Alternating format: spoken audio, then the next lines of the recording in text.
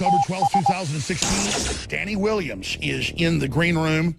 He's going to be live. The reported son of Bill Clinton. I believe he is the son of Bill Clinton. But first, a key report. Stay with us. Yeah, that's it, with the gold. I better use some Tic Tacs just in case I start kissing her.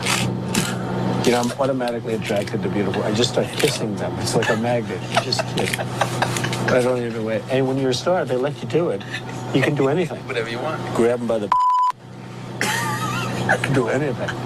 This latest controversy marks a divide when those who are aware of the CIA-controlled media protecting the interests of the multinational corporate elite's pawn, Hillary Clinton, react in disgust, and the disgust from those who still think that reality is as it seems. Are we going to hold that to Hillary Clinton, to the things when she apologized? Oh, wait a minute. She never really apologized for insulting the Yes, if Hillary... What did you do the day you saw the tape of this man boasting about grabbing a woman's period? Okay. All right. Will you please stop saying that word? My daughter is listening. Yeah, you know what, Scotty? Don't tell me you're offended when I say but you're not offended when Donald Trump says exactly. I'm not running for president. He is. If only they could just open their eyes for a moment, they would actually see that totalitarianism is warping that accepted reality. George Orwell described totalitarianism as such, a society living by and for continuous warfare in which the ruling caste have ceased to have any real function but succeed in clinging to power through force and fraud. Hillary Clinton is just the latest villain from a long line of mind-controlling ne'er-do-wells that have ruled over the United States since it was inevitably infiltrated by the global elite's central bank scam in 1913, systematically kept in line by methods of manufactured terror. Building 7, I often hear about. No plane hit Building 7. Why did Building 7 come down? What do you tell people? What is Building 7? Building 7. I have no idea. I've never heard that. And assassination of the United States' greatest leaders by a shadow government that pretends to misplace trillions of taxpayer dollars only to fund its Luciferian class war domination over humanity. More money for the Pentagon when its own auditors admit the military cannot account for 25% of what it already spends. According to some estimates, we cannot track $2.3 trillion in transactions. $2.3 trillion with a T. That's $8,000 for every man, woman, and child in America. To understand how the Pentagon can lose track of trillions, consider the case of one military accountant who tried to find out what happened to a mere $300 million. We know it's gone, but we don't know what they spent it on. What Trump said amounts to nothing. Nothing compared to her husband's rape victims, some of them brutally raped, only to be attacked publicly by Hillary after the deed was done. She grabbed a hold of my arm and my hand, and she pulls me into her, and she says with this very angry look on her face, which had been so pleasant seconds before, and in a low voice says, "Do you understand everything you do?" And that frightened me. I felt like she knew. And that she raped you. Yes, and that she was telling me to keep quiet. Nothing compared to the savagery Middle Eastern women endure, and Hillary ignores, only to push the divide and conquer refugee invasion narrative, a fiction that will eventually lead to the rape of thousands of unsuspecting American women and children. Nothing compared to the bodies hidden along Hillary's path to power. Nothing compared to the thousands that have died in the name of Secretary of State Hillary Clinton's rape of Northern Africa due to the conquest of rich men's wars, perpetual wars fought in the perceived name of freedom and democracy, only benefiting the wealthy that become wealthier by playing both sides, maiming and killing our brave fighting men and women in the process. In fact, what Trump said should actually strengthen your resolve. You see, 11 years ago when Trump said this, he wasn't a politician. He wasn't being groomed and compromised like CIA plant Hillary has been her entire political life. He was just a guy like so many other guys, just making a joke. If you want to see a sexual predator, take the blinders off and look no further than Hillary's right-hand man. And I'm not referring to the genderless Illuminati sellout Tim Kaine. John Bound for Infowars.com. We'll be back with Danny Williams and more. Max Booth, a neocon at the Council on Foreign Relations, which admits it operates as a shadow government. Hillary Clinton has said that in 4 different speeches and written about it in 2 books. Wrote a big story over the weekend with the headline, "The alt-right is destroying itself listening to its own media." And he said that we were in an echo chamber and that we were failing. When mainstream corporate media is a shadow of its former self, has 6% trust, according to the Associated Press's own research, of itself. I mean, North Korea, the people have more faith in their media. There it is. Republicans are paying the price for their addiction to their own media. And what they do is they sit there and create a perception that we're all crazy and take what we say out of context. But the truth is, the new media, whether it's left-wing, right-wing, libertarian, doesn't matter, is exploding. Mainstream media is corporately funded, but is collapsing. And so if you go look at the news every day, it's always Trump in trouble, Trump to drop out, Trump loses all of his support, Trump can't raise any money. Why, out of the blue, 30-something Republicans turn against him. They were all the same Republicans that said that if you voted for him, the nomination didn't count and that your popular vote didn't count. So they were just waiting within minutes. And Jerry Falwell Jr. actually got calls and met with the top Republicans that warned him 7 weeks ago that this was coming. And he told Trump, well, I mean, of course it's coming. They even said, oh, there'll be, 3 months, 4 months after the nomination for us to still get Trump. And that's what they did. And then, boom, they take this tape, which is nothing compared to John McCain or Obama or Bill Clinton and their talk. They edit it, they take it out of context, and then it's the end of the world. It's Trump's resigning, it's over. We heard that 3 times the last few months for other scandals. Meanwhile, Hillary represents convicted criminals across the board who then get indicted again for things like child molestation. Hillary Clinton makes jokes about it on tape knowing that they were innocent. Hillary represents jihadis. Hillary represents foreign governments. She's everything she says Trump is. She says Trump won't work for U.S. interests. He'll work for his own when she's the one working against U.S. interests. And so then I baited the media a few days ago, and even say it in the tape I am, that Hillary and Obama are literal demons. Now, I was told by protective details, both military and Secret Service, that I said, why do they always have flies landing on them? We saw it happen during the debate. In fact, in the Middle Ages and even in ancient times before that, a fly landing on someone when it wasn't on anybody else was seen as a symbol of death or evil. They would paint them in Middle Age paintings, Dark Age paintings, Renaissance paintings of a fly on a skull or a fly on a person as a sign of death. There's paintings of Judas Iscariot that betrayed Christ, famous Renaissance paintings with a fly on him. And so we just said, isn't it archetypal that Hillary's becoming the Lord of the Flies? As the Bible says, the devil's the Lord of the Flies. And that Obama, all over the world, has flies landing on him, and they're not landing on anybody else. They're landing on her. It's archetypal. It's tongue-in-cheek when I say absolute literal demon from hell. She's obviously not an absolute literal, her body, but I do believe in the Bible. I do believe there's evil influence. And obviously Hillary Clinton's an evil person that brags about overthrowing countries and letting jihadis in to murder hundreds of thousands of Christians. And her internal emails show her hatred for the public and the common people and folks that live in their parents' basements and baristas, her own supporters, and her own emails show this. And more are coming out of her hatred for the public. Remember when I came out and I said we need to know that they're going to try to federalize and take over the election because Trump is so far ahead in all the major internal polls? Obama came out 2 days later and said, oh, that guy in Texas, there's no such thing as election fraud. That's like saying there's no such thing as wildfires or no such thing as daisies or no such things as automobiles. I mean, it's just ridiculous on its face.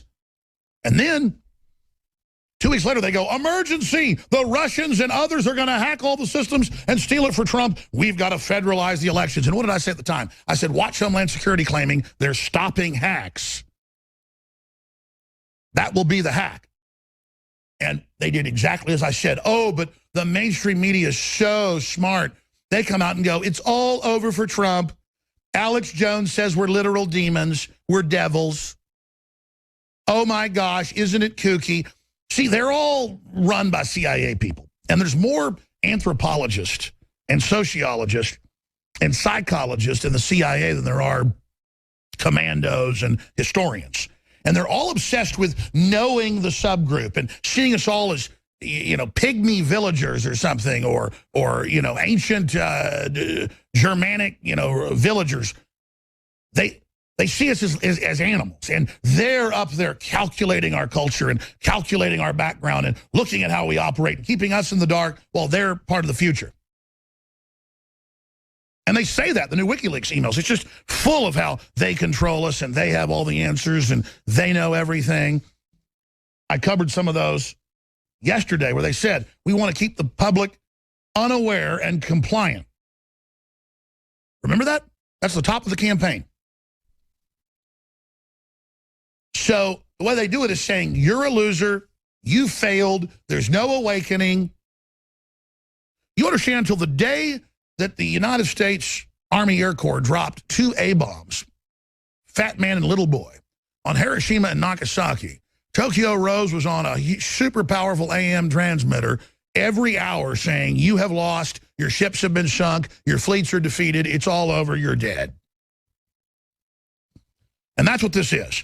Now, 20 years ago, they had the upper hand, they were beating us. And I was telling you, we're getting beat, we're in trouble, it's horrible, we got to mobilize. I don't sit here and like try to, like Oprah Winfrey's The Secret, and speak things into reality. You have to take action to do that. And I said over and over again, we have to turn the tide, we have to expose globalism, the puppet masters, not the puppets. They can always replace the puppets, but not the puppet masters. We've got to expose that. I'm going to skip this break. And that's what I did over and over and over again. You did that, others did it, because you could see classical psychological warfare they were using. So Max Boot of the Council on Foreign Relations, the group sworn to create world government and our sovereignty. I mean, every publication they put out every 2 months admits that. They put out stuff 5 years ago saying why we need al-Qaeda in Syria, and admitted our government was financing al-Qaeda, now known as ISIS. I mean, they hide this stuff in plain view. You can go to Barnes & Noble. Every 2 months it comes out, Foreign Affairs. It's on a magazine. It's like a book, a little green book. It's about 200 pages thick. And I sit here and read what they're saying, what they're doing. They think you're so unintellectual that you'll never look into it all and know that I'm not telling you my opinion. I'm telling you word for word what they've said and what they've done and what they stand for. So he talks about the right wing is in an echo chamber. Hey, brother, you're in an echo chamber and you know it.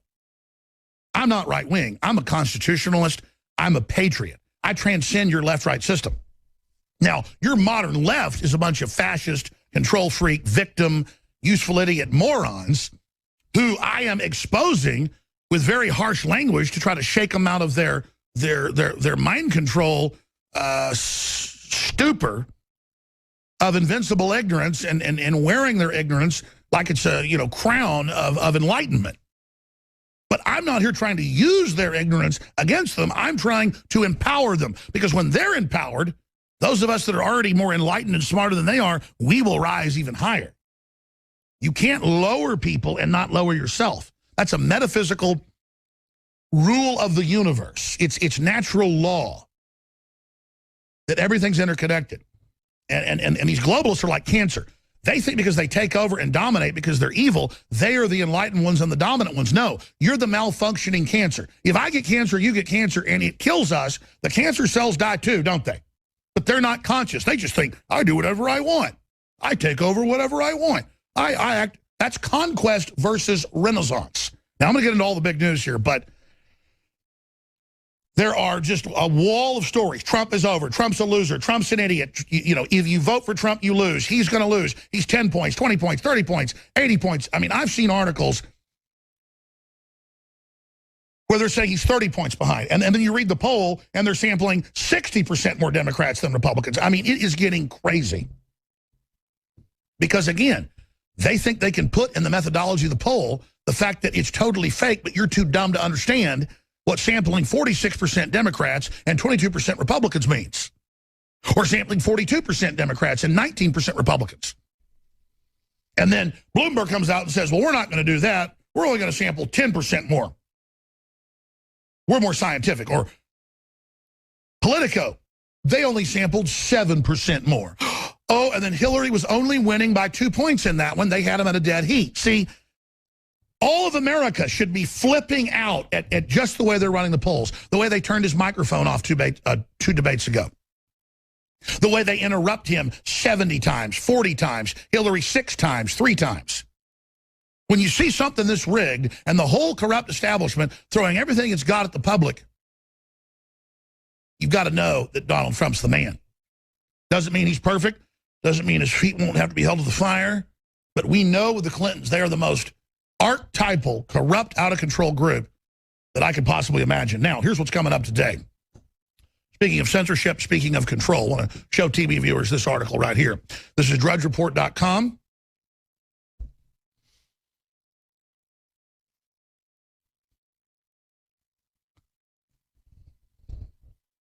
CNN boss Jeff Zucker has directly ordered network staff not to cover shocking allegations made by Arkansas resident Danny Williams, the Drudge Report has learned.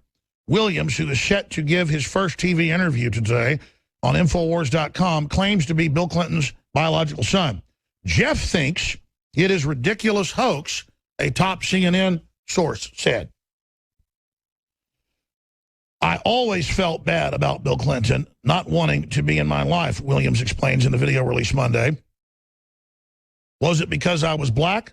Was there something wrong with me? It made me think sometimes even of suicide. It's not fair, and it's been hurtful.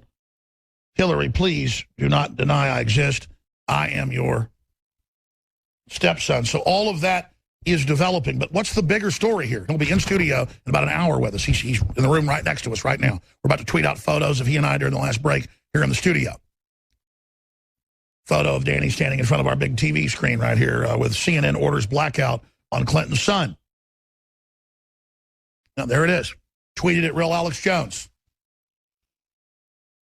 And it's not like this guy just popped up like the media is saying. I was on air 21 years ago and interviewed his aunt. I remember interviewing her, Christian church lady. I remember having the Arkansas State Troopers on. I remember hearing about the money being delivered to the little shack, $700 a month, and the Christmas presents until he tried to go to the mansion in Little Rock down the street, a few miles away, and climb the fence and go to the front door and meet Bill Clinton. But Hillary had the state police come out and run him off. Or how his mother ran in with the baby years before when he was a baby. And Bill Clinton, you got to hand it to him, actually had some heart and some soul and tried to take care of his son. If it wasn't his son, why would he do that? Please, Hillary, do not deny I exist. I am your stepson. That is coming up. So how does the media respond? Oh, the head of CNN, Jeff Zucker, just says, I think it's ridiculous hoax. Close quote. So he believes it, just like they said in the last year. Never talk about Hillary's health. Don't let anybody talk about her falling down. Now we know she does. Now we know there's a cover-up. They say don't talk about all these other things because the head of CNN has told everybody you don't do it. Same thing with MSNBC. So it's our job at InfoWars to break through that electronic Berlin Wall and to force that discussion. Does Alex Jones get demonized? Do I get attacked? Do I get ridiculed by mainstream media? Absolutely. And 15 years ago, that would hurt us. They still had maybe 40% credibility. They have 6% credibility. This is a criminal, deceptive combine that admittedly the WikiLeaks prove even more, get daily directives and talking points. We already know that.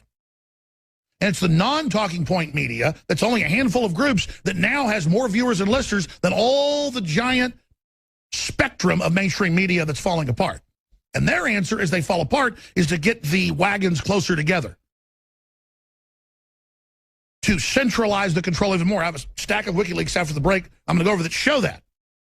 The latest ones. Total control. When she's on CNN, when she's on MSNBC, there is a teleprompter behind the reporter. He's asking prepared questions. She is responding in a totally scripted event. We already knew that from the emails. Now it comes out that the whole thing's scripted. Word for word. Actors, actresses at her events, fake town halls. When she does have real ones, people show up behind her with Bill Clinton rape shirts. Obama goes out in public yesterday. 3 people over 20 minutes pop up and say Bill Clinton's a rapist and expose it. He then goes into the whole diatribe that, oh, this demonization campaign, this talk show host he wouldn't name, but everybody in the news, CNN, you name it, Alex Jones, says I'm literally a demon and stink. Well, I mean, I asked people, why are there always flies landing on you and Hillary? And they said, oh, we don't know what it is, but they both smell. And they didn't say sulfur. They actually said like SH, you know what? I don't know what's going on with you people, but hey, Mao Zedong reportedly stunk so bad even when he was young. No, look it up. Lenin totally stunk. These people just, I guess they don't care about anybody, so they don't even take baths or something. I don't know. The point is that she funds jihadis worldwide, kills hundreds of thousands of Christians. That's demonic. They fund abortuaries selling 8th and 9th month baby parts. They keep the babies alive while they butcher them. They try to cover up that. Obama hates bitter clingers on the Bible and the guns. But the most interesting part is they say, how dare them become so mean and vitriolic? They say, we're doing that because we're losing. No, we defeated you trying to block the Tea Party Liberty Movement. It's surging. You know it. You actually admit that in your internal WikiLeaks. We covered it yesterday. They admit we're winning. They're losing. So what do? They say, we're being mean. You say that half of the Trump supporters are deplorable racists. Then you say, I'm racist with no history or no statement of that. You then say, your surrogates on CNN, MSNBC, ABC say, actually, all Trump supporters are deplorable. Trump supporters are attacked nationwide, physically. Trump towers are firebombed, vandalized on a weekly basis. You call us all sorts of horrible names. You say, if we don't support Obamacare, that's a giant screw job, that we're racists. All of that's okay. All that's okay. But then we stand up for ourselves, and you again try to dictate the rules. So this is about a facade media that has almost no viewers, no listeners, getting together and just creating the hoax. The only power they have is that they are so lockstepped, so they put out the exact same talking point. And even though people don't trust mainstream media, when they see it in 100 newspapers and 10 different networks, all said in the same way, and they've got MSNBC, CNN, ABC, NBC, CBS going, Bill Clinton never settled sexual assault cases. Bill Clinton never, even though he settled like 4 of them. People start questioning, kind of like, there is no death panel on Obamacare. It is free. You can keep your doctor. And then people started getting the fines. The price went up. You learned it was a screw job. And then they were so arrogant, Gruber and others, the architects would go on C-SPAN and say, thank God the public's so dumb. Now they have celebrations on Charlie Rose's show saying, thank God they're so dumb. We told them you can keep your doctor. And all the sick little lawyers in a club, these young punk lawyers that helped write it, bragged to Rose that they helped screw the American people because they don't think you watch Charlie Rose. See, criminals want to celebrate the criminal action in their own criminal organization. This is criminology. So that's why there's all these videos of the head of the State Department spokesperson, saying, ha, ha, ha, thank God we're so corrupt, they're so dumb. That's why you see Gruber saying it. It's why you see these celebrations, is because, we played the videos last week, is because they want to rub it into you. Remember the top WikiLeaks from their top advisor to Hillary, Mr. Ivey. He says, as I've mentioned, we've all been quite content to demean government, drop civics, and in general conspire to produce an unaware and compliant citizenry, he writes. He's serious. He goes, and the unawareness remains strong, but compliance is obviously fading rapidly. The problem demands some serious thinking and not just poll-driven. We want demographically inspired messaging. That means race war. And that's come out in the Soros emails. So now you understand. They're sinking. They're imploding. Their only move now is to try to steal the election and start all sorts of civil war, class war in America, a 1917 operation. Now, we are not gonzo journalism. I did not set out to make myself the story. But because we are so effective at Infowars.com with our amazing crew, working with other patriots like DrudgeReport.com, Breitbart, WorldNet Daily, Daily Caller, and others, we have the president, the vice president, Madam Secretary Clinton, Tim Kaine, ABC, NBC, CBS, all of them. So many videos coming in. I can't even see half of them. I was up late last night watching it come in, this morning analyzing it. We're getting hit by thousands of news articles every few hours. We are being hit by multiple TV attacks every hour. They've even got C-SPAN guests on doing panels attacking us. They are going 100%. They rigged it with the Republicans. They had it, they admit, 15 months ago to leak this on to Trump with his jock talk, where he says the women are throwing themselves on you, you can even grab them. That's not assault when the woman's on you. And it's uncouth. I don't like it. He says he's grown, but it shows that they don't have any history to blackmail him. They've had to dig this up. The point is, Hillary is whole universes worse. Not magnitudes, but it's indescribable. They've got massive WikiLeaks coming out. Now WikiLeaks, and I said this a few days ago, I said, now I see their genius. It's exponential. They go from once a month to once a week to every 3 days to every day. Now they're dropping every day. 1,200 more just hit today, even more devastating. And again, that's why, I mean, I'm sitting here with my limited crew trying to go through these. It's all just total criminality. Oh, we're going to keep them dumb. We're going to take what they got. We're going to get their guns. We're going to take over the media. We're going to cause civil war using Muslims in Europe, and we'll have Catholics and Orthodox killing each other in Ukraine, and we'll have black against white in the U.S. Turn up the rate. You know, I mean, it is incredible. I mean, we have them. You understand? This is not our opinion that they say they're losing in their emails. Hell, in her fundraiser email, she admits that Trump's way ahead. We've got to get Roger Stone on today to get his take on all the things that are unfolding, because it's just amazing. He's been so busy on what he says his other October surprises that I've not got his comment yet on Danny Williams. I know he's aware of the case and covered it over the years, but look at DrudgeReport.com if you're a TV viewer, radio listeners can go there. CNN orders blackout on Clinton's son. He'll be here in 1 hour. I mean, he's here. He was just in here during a break earlier. There he is standing right there at the television that I'm pointing at.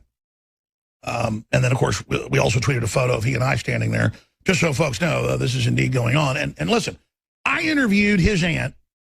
I went back and checked the records in 1997, and Danny was a young man then. I mean, he's only 30-something years old now. I need to get his full bio. And he was a little kid then. I remember having her on then, and they were never even wanting money or anything. They just wanted him to recognize his son, who Bill gave $700 to every month, and who gave him Christmas presents and stuff. And who tried to climb the fence when he was a little kid, and all the rest of it. I mean, this is an epic story, a Greek tragedy. And I believe Danny. Then you find out the star claimed they did a DNA test and didn't. So whether he's Bill Clinton's son or not, I think he is. He looks just like him. They could have done a real DNA test. When Bill Clinton got asked about this a few weeks ago, that video's coming up, he looked extremely, extremely guilty and did not want to talk. And the campaign started flipping out. So we know Bill Clinton frequented ladies of the night, the oldest profession. I'm not judging him. Got to do what you got to do. And it won't be the first time elitists have had children out of wedlock. But the decent ones take care of their children. Say what you want about Jesse Jackson. He's got 4 or 5. Turned out each of those women was in a nice house being taken care of. I thought Democrats that were there in 96, not just on air, but off air, and they've confirmed that Jesse Jackson would actually try to protect kids and young women and say, watch out when you got around Bill Clinton. I mean, that even Jesse Jackson, who's got his problems, is better than Bill Clinton. And that's how, again, entitled these people are. And Hillary's even worse. Bill just wants to have sex with you or rape you if he has to. Hillary wants to rape the whole country and the whole world. So Danny Williams coming up. Again, let's put out the tweet because the media says everything is a conspiracy theory. Let's put the real Alex Jones tweet out. We also took a photo of he and I together. If we haven't put that out, please tweet that out as well. Okay, let me get into the latest developments here because they are massive. Trump has come out and said Hillary wants world government, unlimited immigration, ruled by corporations. That's why they're completely panicking.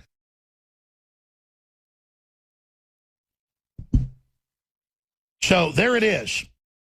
We're going to get that video for you. Hillary wants world government, unlimited immigration, ruled by corporations.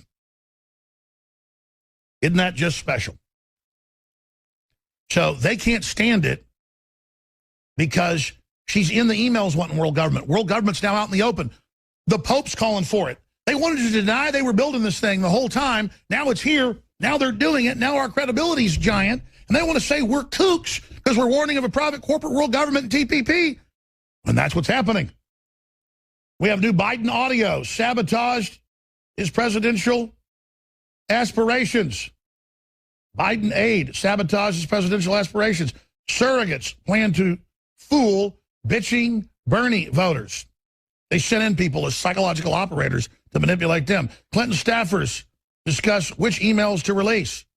New York Times gave Hillary veto power. They now have leaks on Hillary, dealing with leaks years ago, or hacks on hacks, where Hillary was directing the New York Times, okay, we've got leaks, we've got hacks, you've got to report on it, you've got to act like you're journalists, but here's what you're allowed to report on and what you're not. As I always told you, with the leaks, they only show the weak ones. That's what they'll talk about as some little side issue when there is an incredible, over-the-top, mega massive bombshell information.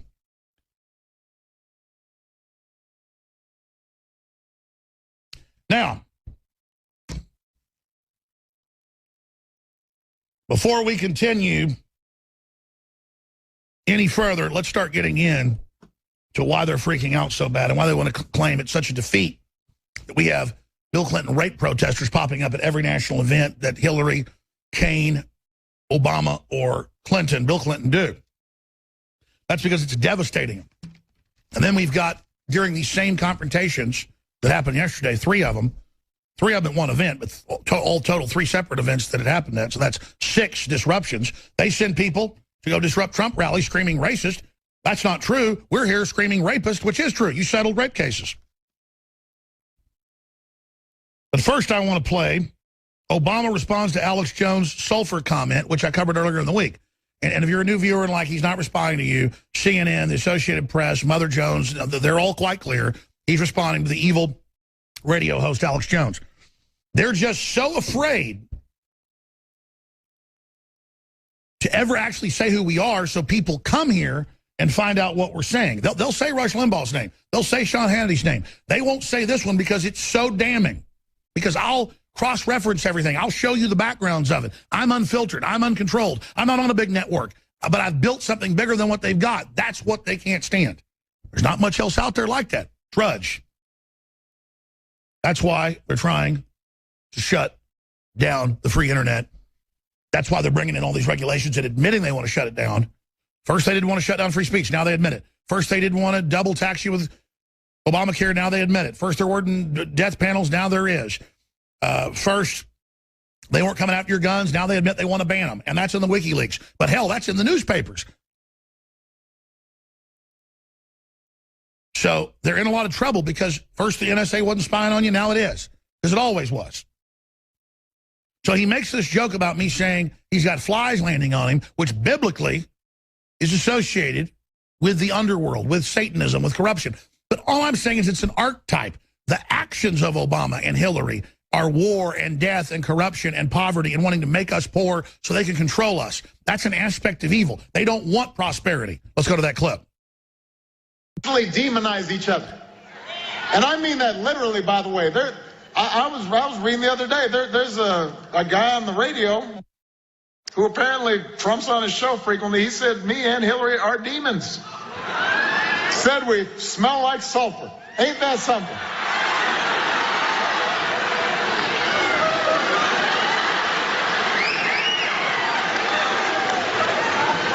Now, I mean, come on, people. You know, did you pick up on that? Bill Clinton's so good at that. Yesterday, he's like, listen, I can tell you these rednecks are racist. Trump's got bad people that are out to get you. I used to be one, okay? I used to be a red. No, you were a Dixie Mafia, son of the Mafia, brought in to dominate the poor white people, black people, and others of Arkansas. You did such a good job of the CIA, they put you in charge of the whole country. What you are is a predator, Bill Clinton, and you're showing race baiting. That's the latest clip we've got. But Rachel Maddow went crazy last night dealing with all of this and trying to misrepresent what we're saying and what we're doing. So let's go ahead and play this report. A new phenomenon that you may have noticed at recent Democratic rallies. We first saw it in Las Vegas Thursday night. Tim Kaine was interrupted by a protester who was wearing a shirt that said rape on it. And the guy yelled out, "Bill Clinton is a rapist." That first happened Thursday night. Then we saw it happen multiple times at multiple Clinton events today, including one where the featured speaker was President Obama and one where the featured speaker was Bill Clinton himself.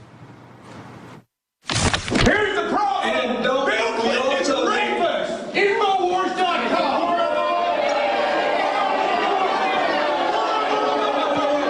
No, don't be like that. I'm giving my hand like this last week. Oh, no.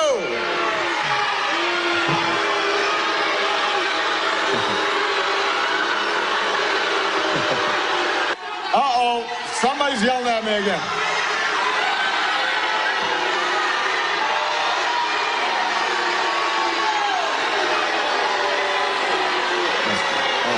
Thank you. There's a guy on the radio who apparently Trump's on his show frequently. He said, me and Hillary are demons. Said we smell like sulfur. Ain't that something?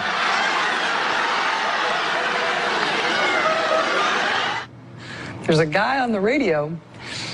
The guy on the radio is Alex Jones, who runs the InfoWars conspiracy theory website and internet radio show. And in fact, he does call President Obama and Hillary Clinton demons. He says they smell like sulfur.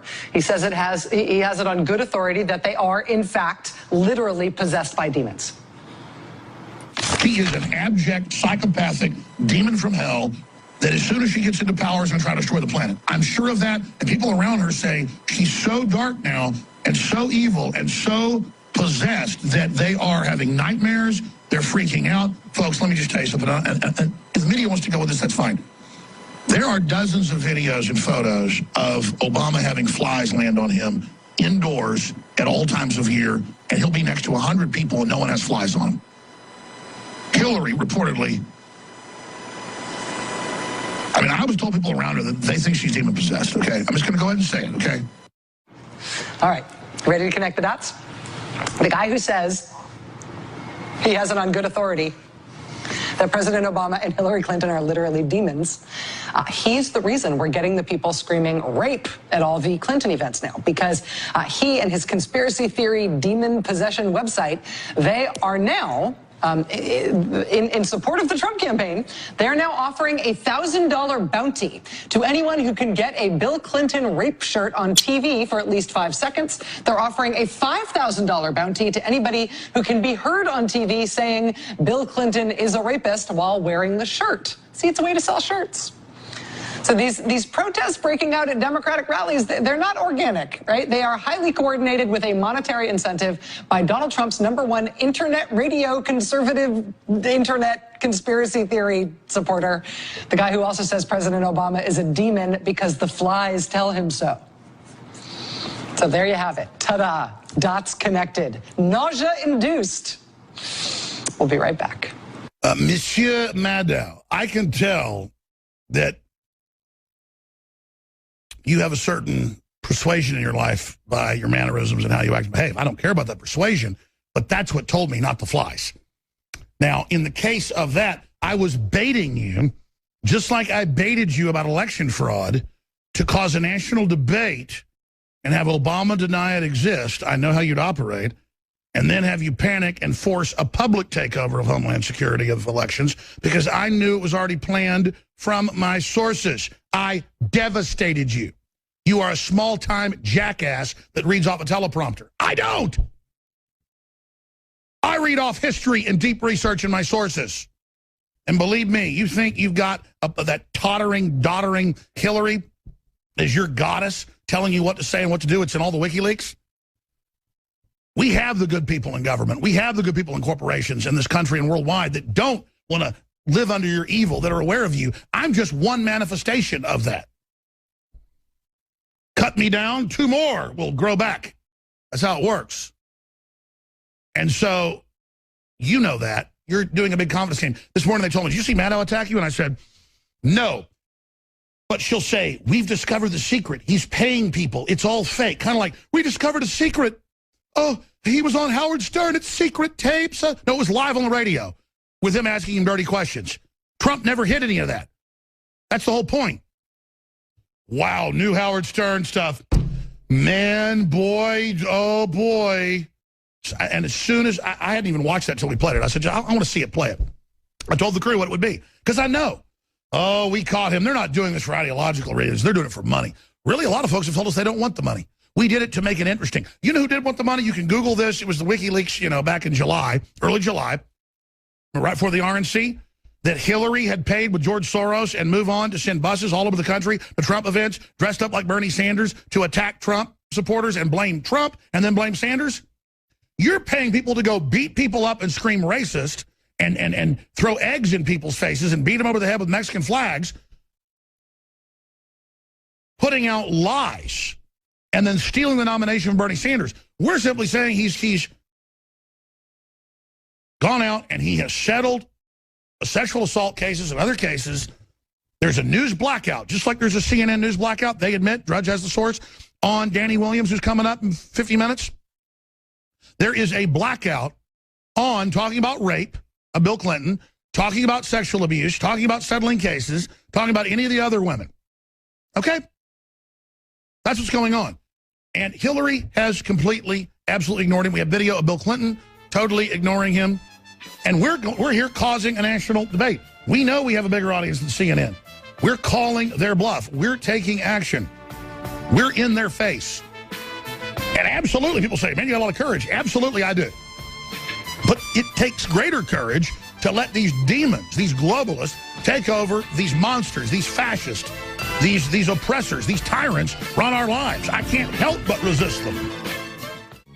We have seen nothing but failure from the globalist corporate press, trying to steal the nomination from Trump, trying to block him, saying he can never be the nominee. Now trying to pull every hoax they can with the same Paul Ryan and others walking out on Trump for the third time. Trump's talked about the fact that he's now talked to the insiders. You got Jerry Falwell Jr. and others have come out and said, no, there was a Republican conspiracy to leak this info and derail this for Hillary. It's not if three or more people meet, or two or more really, and decide to try to do somebody harm, it is a conspiracy under law, but they said they were still going to get Trump. They said they wanted Hillary over Trump. They said they were going to be part of this the entire time. See, that's what's crazy. Charlie Rose has guests on from the White House saying, we lied to everybody and told them they could keep their doctor, and then they laugh about it. I played the thing like 10 times last week. The week before that, they were on TV making fun of people about something else. The week before that, they do victory laps on C-SPAN and on PBS, where they think it's a more intellectual audience, about how they're conning everyone. I mean, do you understand, folks? These people are literally mentally ill, in my view. Because they think they're the only ones that are smart. And they think everybody that is smart must be a predator like they are. I've had globalists try to hire me so many times. We've talked about it. And they tell you, you're smart like us. Join us. Don't be with all the scum. They're so elitist. Now, I've got a bunch of clips I want to play here when we come back. We've got Obama being interrupted 3 times yesterday by folks exposing Bill Clinton's rape. We've got new Donald Trump ad that's very powerful, targeting Hillary's health. We've got Mike Huckabee compares Trump to Captain Quint hunting Jaws. And they go, yeah, but Captain Quint died. The point is he got the shark dead too. No, Huckabee knew what he was doing. Great allegory. Quint is brash, he's cusses, he's nasty, but he's the good guy. Just like in Lord of the Rings, not the movie, but the book. They say to Aragorn, they say, well, why didn't you go with those other guys who were going to slit your throat once they got you out of here? And he goes, well, they looked fair but felt foul, while you look foul but feel fair. The best people I've ever known aren't perfect, and I'm not lauding being foul. I'm not lauding being worldly and nasty, but nasty at a base level of just the flesh, like loving women, loving to fight, you know, those are the people, though, that have the heights in their psyche of wanting to build things and loving God and being good. Their good side's so big that they've got a big evil side, but it's still much smaller than the big good side they have. You run into people that are totally controlled and focused and a little twinkly-eyed like Paul Ryan. That's a psychopath. I mean, I can take one look at Paul Ryan and tell you that man is a psychopath. He's not a sociopath. He's a psychopath. I'm going to go to break, come back with all of this in the second hour. We haven't even scratched the surface of the new WikiLeaks. This is amazing. WikiLeaks has really come through, so that's good to see that happen. The listeners have come through. You're amazing. God bless you. I've extended it one day, but it's over because people were asking me to. DNA Force will end tonight, 23% off. The new special is on a very inexpensive product we have that is the highest quality. This is really an amazing product. Knockout Sleep Support, 25% off flash sale for only 48 hours only. And it's got, in $19.95, that's what the leading competitor costs, just of this amount of melatonin. Then it's got the L-tryptophan and the valerian root and a bunch of other stuff in it. The best sleep ever. This is so amazing. Knockout. InfoWarsLife.com or call toll-free 888-253-3139. Sign up for auto ship, an additional 10% off, and all shipping is free on orders of $50 or more, and your funding is essential. We'll be back. Stay with us. John Adams, signer of the Declaration of Independence and the second president of the United States, told the military in a speech made in 1798, "Our Constitution was made only for a moral and religious people. It is wholly inadequate to the government of any other." And it was Prussian statesman Otto von Bismarck, shaking his fist at the United States, who said, "There is a providence that protects idiots, drunkards, children, and the United States of America." And that protection was on full display at the second presidential debate. With all of the New World Order's media and all of the New World Order's CIA operatives, they just couldn't put Humpty Dumpty Hillary back together again. Isn't it ironic that the roughly 28 million people watching the second presidential debate witnessed in live time the crushing weight of American providence in action? The symbolism was palatable. Just as Obama had been plagued by flies as his two-faced politics took the reins of power of the nation. This guy's bothering me here. Sorry, I'm going to start over. I'm going to start at I will contrast. Hey. Beelzebub, Lord of the Flies, made yet another appearance, clinging to Hillary's evil, glowing radiance. First, let me start by saying that so much of what he's just said is not right, but he gets to run his campaign any way he chooses. He gets to decide what he wants to talk about. And in one of the strangest presidential debates in American history, a former president meekly sat on the sidelines, faced with 3 of the women he raped. Meanwhile, Hillary, in true arrogant aplomb, railed on Donald Trump about a joke he made 11 years ago. And he has said that the video doesn't represent who he is. But I think it's clear to anyone who heard it that it represents exactly who he is. Because we've seen this throughout the campaign. We have seen him insult women. We've seen him rate women on their appearance, ranking them from 1 to 10. Then Providence struck. You can say any way you want to say it, but Bill Clinton was abusive to women. Hillary Clinton attacked those same women and attacked them viciously. 4 of them are here tonight. One of the women, who is a wonderful woman, at 12 years old, was raped at 12. Her client, she represented, got him off, and she's seen laughing on 2 separate occasions, laughing at the girl who was raped. Kathy Shelton, that young woman, is here with us tonight. So don't tell me about words. I apologize for those words. What President Clinton did, he was impeached. He lost his license to practice law. He had to pay an $850,000 fine to one of the women, Paula Jones, who's also here tonight.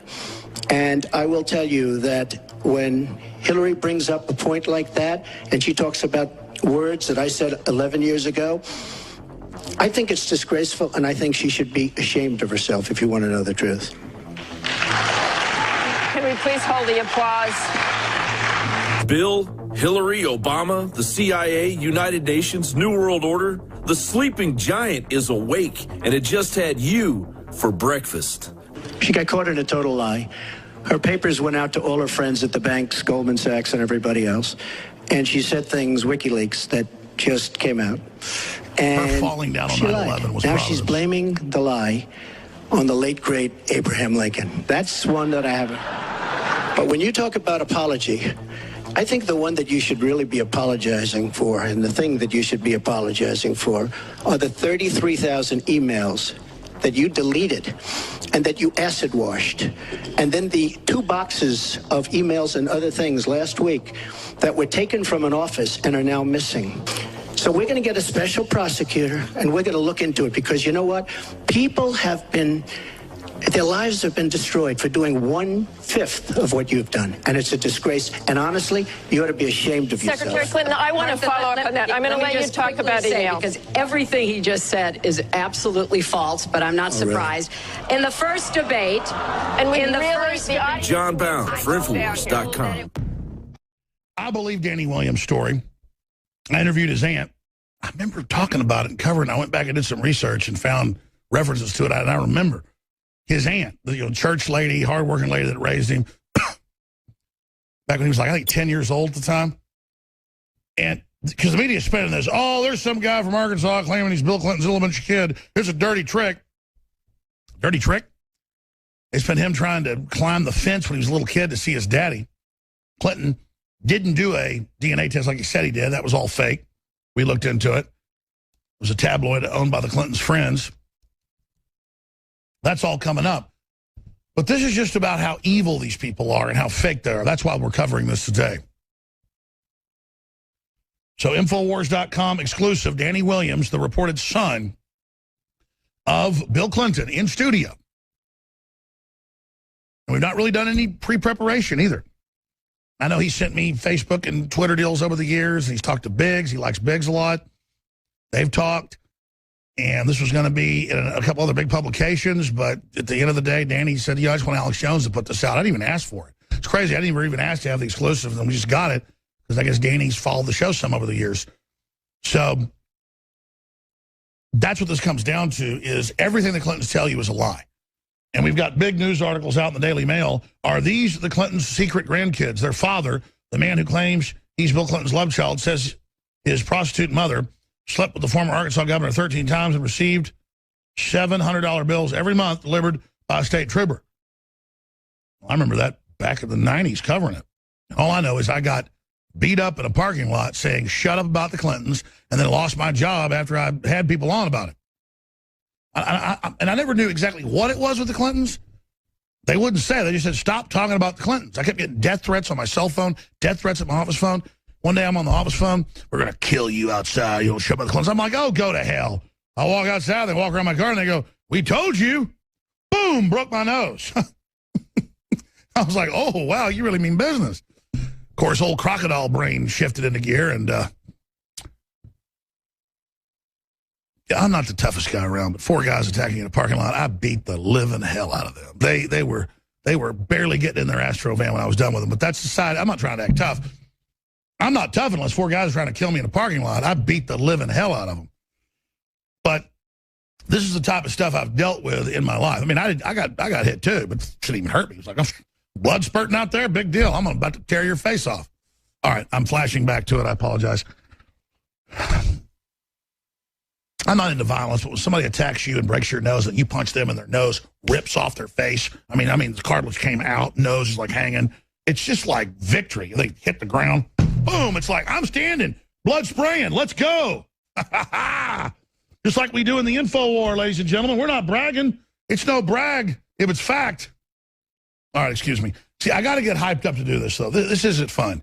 When I see some new video of Hillary confronted by Bill Clinton's a rapist, it's all over the news, and the president attacks me yesterday, you know, I'm doing my duty. And it's scary, it's dangerous, and so my animal instinct kicks in and starts liking it just because I guess that's the comforter for doing this type of stuff. But so I apologize for being such an animal. But that's the stuff that gets me through. That's why God made me to be a crazy animal. I mean, I've got intellectual tools, some of the best. But I am, at the end of the day, a crazy caveman. And I I feel good putting Danny Williams on the air. I feel good exposing these people. I feel good standing up for the Christians, the 200,000 plus murdered in Syria alone. And the country was 20% Christian. And Obama gets up and I want to find that clip where he goes, people say we got to let Christians in. No. We're going to be fair. We let everybody in. He laughs because he knows there's an embargo. They let 0.4 Christians in. For every couple thousand jihadis, they let 0.4 in.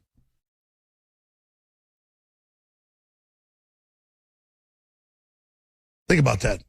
Same thing in Europe. They're not letting the Christians out. They're murdering them. And you ask, why are they out to kill Christians?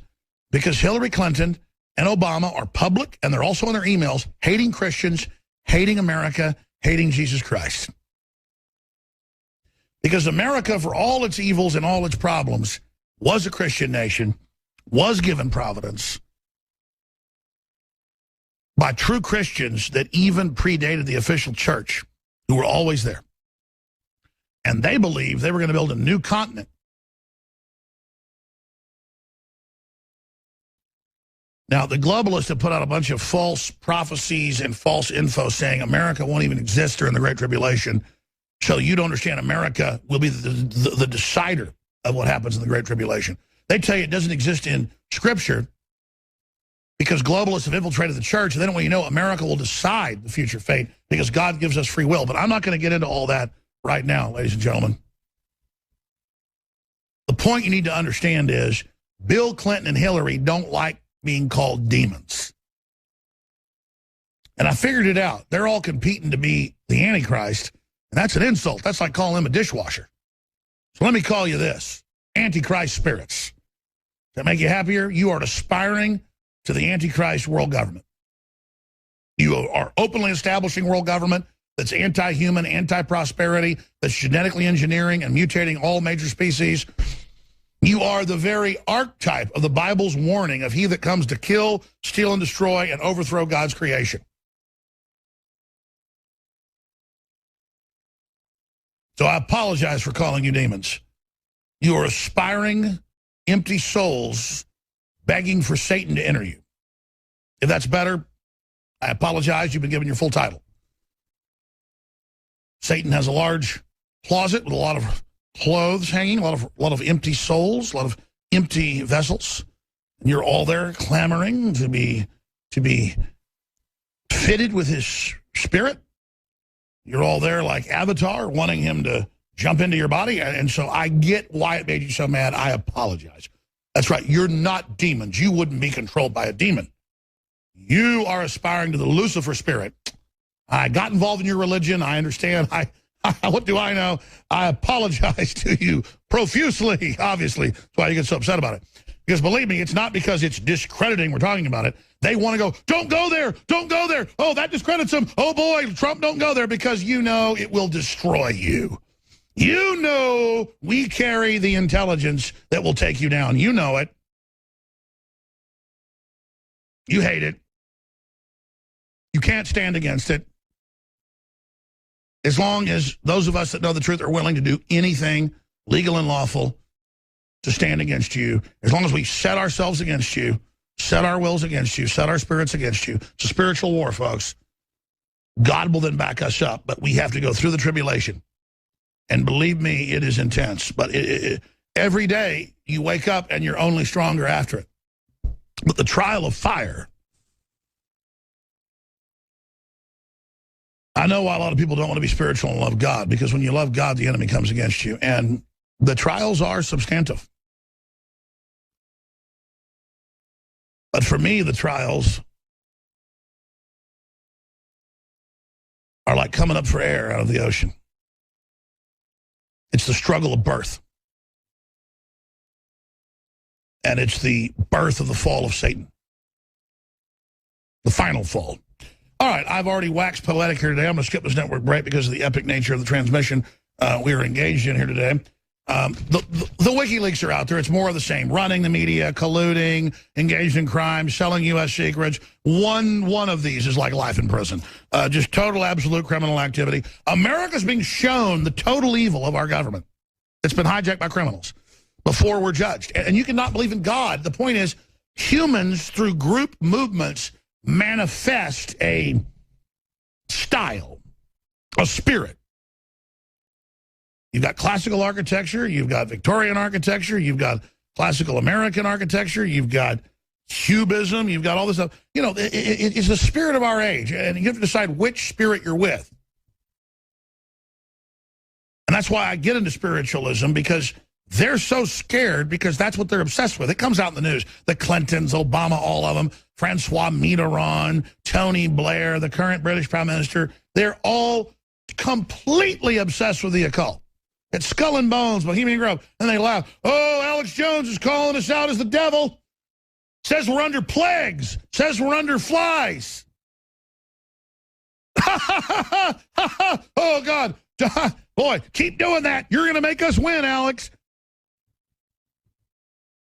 Whatever you do, though, throw me in that briar patch. Now, I got a lot of the clips here I want to play. Briefly, let me just fund this operation right now. You know, I'm just going to tell you, there are some good nutraceutical companies, supplement companies out there. And the ones that are good, we promote. Like Longevity has 500 products now. I can't speak for them all. They have a very high standard. I know over 100 of their products that I've vetted and used and sell are amazing. Beyond Tangy Tangerine, Pollen Burst Plus, they're excellent. That's InfoWarsTeam.com. You can buy them there. Get a discount when you sign up as a distributor. Get free shipping when you sign up for AutoShip. If you want to support the broadcasting Longevity products, it's InfoWarsTeam.com. And there's a toll-free number there to order via the phone as well. But I've developed with top scientists, top firms, top companies. A lot of these top organic producers in the world, they go, we'll work with you, we love you, but we don't want to be targeted, so don't say where you get the stuff made or where it gets manufactured. Dr. Group makes about 45% of our products. The others are made by the other two big organic top-rated companies. Because I know I'm a political target, plus I want to sell high-quality stuff to have you buy it again at a low price. It's just free market. But the average supplement company has 5 to 7 times markup. Let's say there's $5 counting the cost of the bottle and the product. They sell it for $30, $40. If we're selling something for $100, there's like $50 in product in it. If we're selling something for $19.95, there's $10 of product in it. And people go, why don't you just sell a bottle of melatonin for $19.95? That's industry standard. Just have a prettier bottle and better marketing. And I go, but I want L-tryptophan. I want valerian root. I want the organic melatonin and 7 other ingredients, and I want to sell it for the same price as just a bottle of melatonin of the same dose. And then I'm going to come up with my own name for it, Knockout. Because when I get all fired up and I'm going on too many cylinders, and my problem isn't too few cylinders, my cylinders just keep on going. I can't actually handle it. I take this and, 1, helps you sleep good. 2, knocks your butt out. Takes about an hour, knock your ass out. And it's got it all. The hops, flour, the lemon balm, it's got it all. And it's got it all in good dosages, and it's organic, and it's a game changer. So it's a great deal at $19.95. Well, guess what? It's 25% off right now. It's $15. And that $5 we make on this helps fund our operation. The Hillary for President shirts are almost out of stock, and we're not going to make any more, even though it's viral and out there and helps fund the operation. You want to get that final edition of it, it's there. We have a limited edition shirt made in America. The Gadsden Snake taking Hillary to the mat, defeating her lies, and that's the lock her up, don't tread on me shirt. InfoWarsStore.com is the umbrella site. InfoWarsLife.com is a sub area. And you can also call 888-253-3139. Ask any questions. I'm at 23% off on DNA Force. That willing today. I've extended it one day. And I'll be quite frank, a lot of times just because I forget to take it down off the website today, I just thought, hey, they tend to love it when we extend it one day. For some reason, we get more funds then. If that's what makes you buy it, fine. I need money for all this operation and what we deal with. I mean, can you imagine what it's like? I'm not the type of bitch or complain. Quite frankly, I enjoy the enemy attacking me. It's not sadomasochistic, or masochistic, I guess is a word. It's that just, I know you're trying to stop me. I know I'm right. If I'm out of energy at 10 o'clock at night, I've been working 20-something hours, and I see some crime the globalists commit, it's like all of a sudden I just stand up and I've got 5 more hours of energy. And the point is, we need the funds, we need the prayers, we need to have, I want to hire 4 or 5 more reporters and writers and a few more editors and crew members, because we're overstressed right now. And I'm not complaining, but We've been working 18 hours a day, at least 5-6 days a week in the last couple months, and we do a better job if we had a second string. There really isn't a second string here. I got a bunch of stars that love freedom and are fighting hard, that are good people, that bleed red blood. I don't want to say every race, color, and creed, because we're all just, you know, red-blooded. We're not blue-blooded globalists. A bunch of cold-blooded bastards. And we want freedom. We're dedicated, and we're having an effect. And we're interfacing with you. Just breaking down the basic facts. I want to salute you and thank you for your support. But obviously, flying all these guests in and doing all this and covering all this information is expensive. Now, I know I've confused the crew. I said get ready the clips of Trump. But first, let's play CNN panelist. Bill Clinton rape allegations are effing ridiculous, dude. This is CNN panelist, documented history of sexual abuse against... So CNN panelists dismissed Bill Clinton's documented history of sexual abuse against women as effing ridiculous, dude, because they've been ordered to do this and act all angry by the head of it. On broadcast of Aaron Burnett, as the networks continue to cover for the Clintons while devouring vast swaths of airtime to Trump locker room banter. Now, they want to say he's this big rapist, tried to rape a woman by saying women jump on you, they let you grab them, to rape when Bill Clinton settled rape. The comments were made by liberal CNN commentator Angela Ray, who went absolutely crazy. There's the other CNN reporter yelling the word pussycat without the cat on the end over and over and over again. They're meant to have this fake outburst because the head of CNN, Drudge has this exclusive, has ordered Danny Williams not to be covered. And I've talked to the reporters who've been told, you don't mention her health, you don't mention Bill Clinton and sexual assault stuff, and now it's you don't mention Danny Williams. That's Jeff Zucker. Well, listen, Jeff, I know you and Clinton and Obama and everybody are working as hard as you can right now and doing everything you can, like gangbusters right now, to try to shut down the new alt media that you want to call right-wing so the left gets into ending free speech. No, they want to end free speech worldwide of everybody. It's not working. Buddy, your average show has 100,000 viewers. Your biggest one's 1 million. Bro, I've got reporters that get 20 million views a week on their YouTubes. And that isn't like every once in a while. The average is like, for watching, about 10 mil a week. I mean, what you going to do when we come for you, bad boys?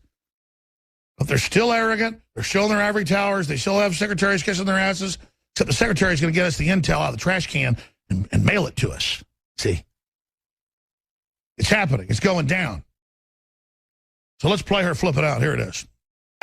Well, I'm sorry. The fact of the matter is, Bill Clinton is not running for president of these United States. I'm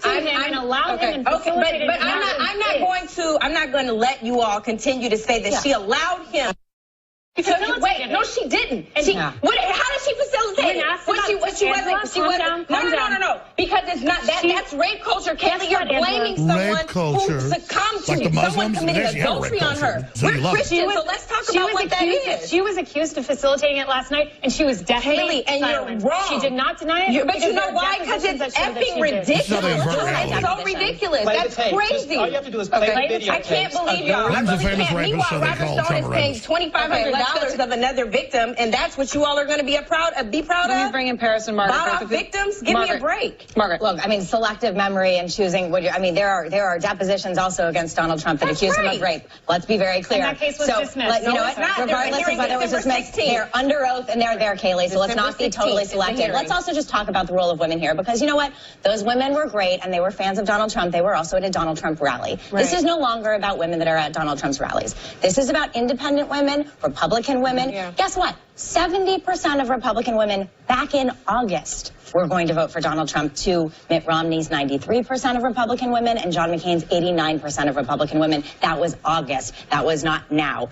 These numbers are bleeding for Donald Trump. And so it doesn't matter what his fans say. It matters about these women in these swing states and where they're going, and they're not going. Right, so to that point. So that's all a bunch of hype. Trump's losing. Trump's over. It's over for Trump. It's over for Trump.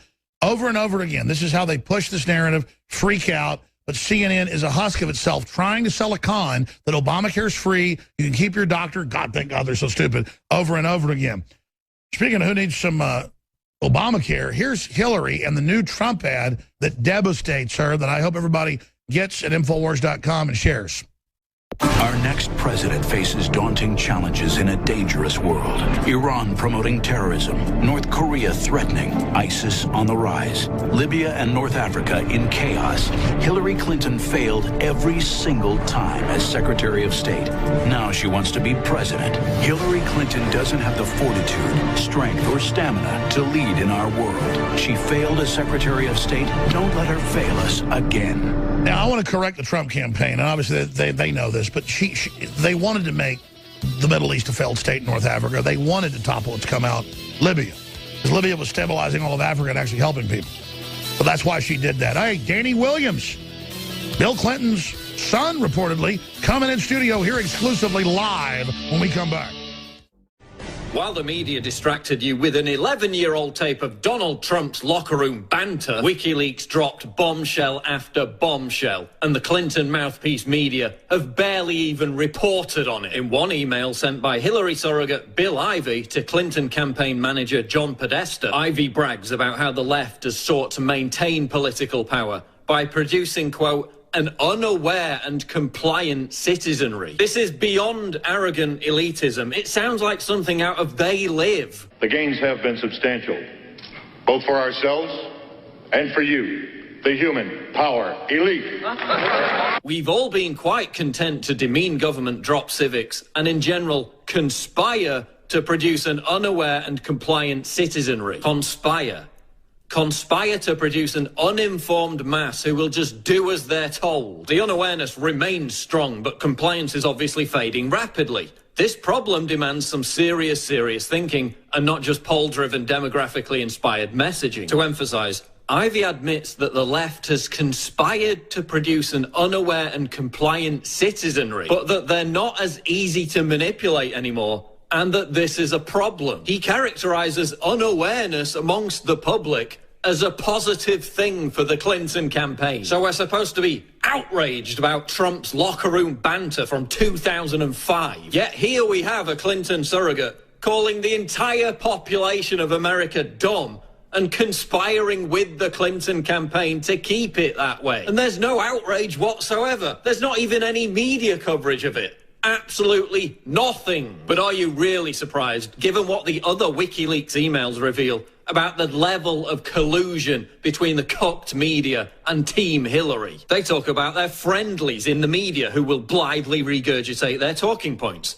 Reporters like CNBC's John Harwood emailing the Clinton campaign, begging to be patted on the head like an obedient dog for lavishing praise on Hillary. The New York Times asking the Clinton campaign for permission to use quotes from their own interview with Hillary. The Boston Globe colluding with her campaign to give her, quote, a big present. This level of cronyism and corruption is staggering, but it explains why much of the media refuses to even cover the WikiLeaks releases. Things like Hillary openly admitting that our so-called allies, Qatar and Saudi Arabia, are funding and supporting ISIS. Oh, but Trump said the word pussy in 2005, so I guess that's more important. Confirmation that Hillary deliberately and criminally deleted certain emails to hide evidence of her wrongdoing. Moles inside Bernie Sanders' campaign who betrayed his strategy to tip off Hillary. Bill Clinton's behavior pushing a female Clinton Foundation staffer to near suicide. Insiders within Hillary's campaign petrified about the damage posed by Bill Clinton's sexual predatory past. Oh, but you didn't hear about any of this on CNN. But you did hear Donald Trump say the word pussy in 2005,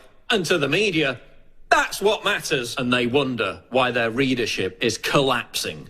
They wonder why 94% of the American people no longer trust a thing they say.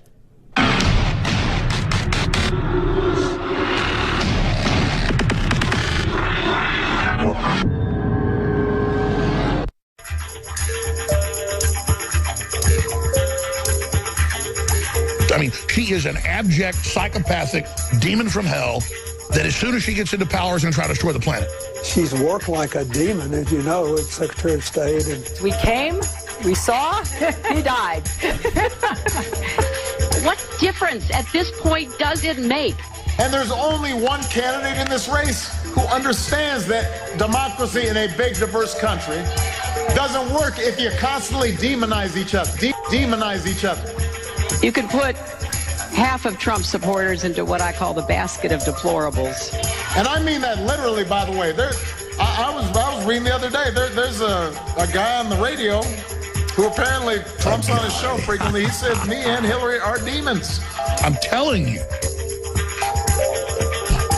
She is a demon. This is biblical. She's going to launch a nuclear war. Said we smell like sulfur. Ain't that something?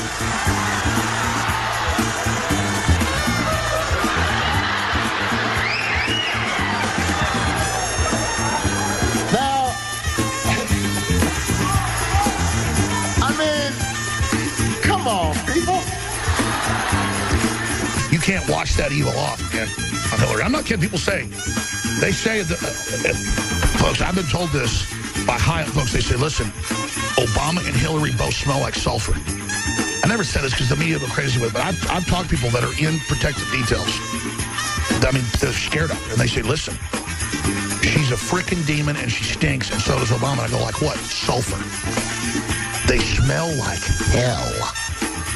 On November 8th, the arrogance of Washington, D.C. will come face to face with the righteous verdict of the American voter. It's about time. So much of what he's just said is not right, but he gets to run his campaign any way he chooses.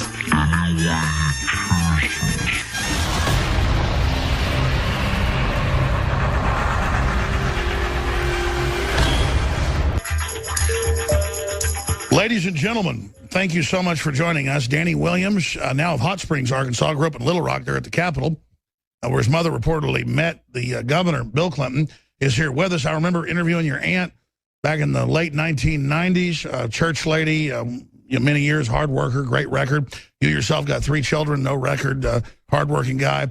I think your story is very, very credible. We're going to walk through it, talk about it today, but thanks for coming to Austin, Texas, sir.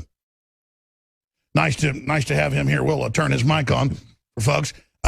Danny, where to begin here? I mean, let's talk about you personally, where you're from, where you grew up, and then we'll start talking about the first time you ever heard from your mother that a certain person was your father. Right. My name is Danny Williams. I'm from Little Rock, Arkansas.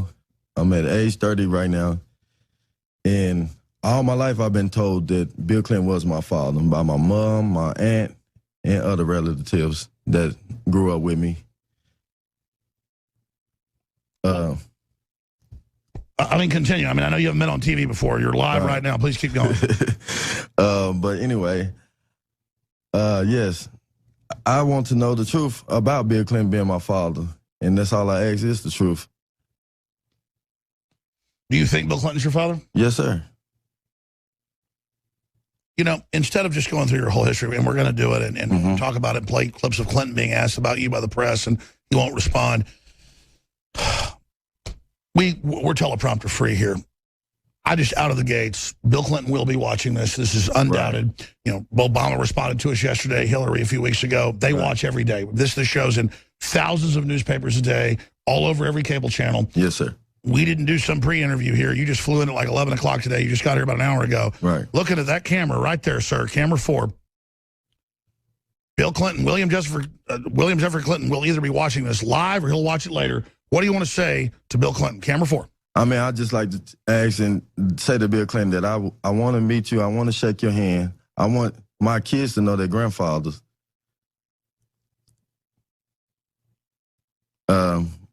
And I like to just, you know, I like to just meet them, get to know them, you know, and I mean, I never had a father in my life, so, you know, it's hard. It's difficult in explaining it, you know. It's okay. Go with it. It's all right. I've talked to you in private. I understand coming from the middle of Arkansas to now being with the top link on Drudge, and you can see yourself right there and sitting in all over the world. But just tell it like it is. You believe Bill Clinton's your father. Your mother always told you that. He sent you money, all the rest of it. Right. He won't respond to it. So Bill Clinton and Hillary are watching right now. Right. Talk about an epic story. The video's on your Facebook. It's on InfoWars, trying to go over the fence at the governor's mansion. You wanted to meet your daddy. I mean, you're meeting him right now digitally. Right. Right there, my friend. What do you want to say?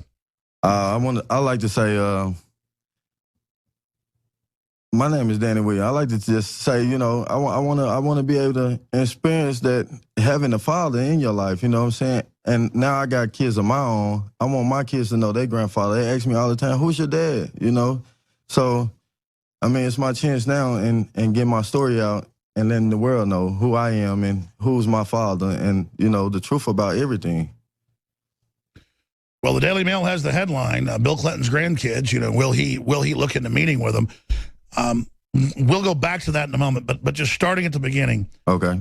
Break down how you grew up in Little Rock, Arkansas.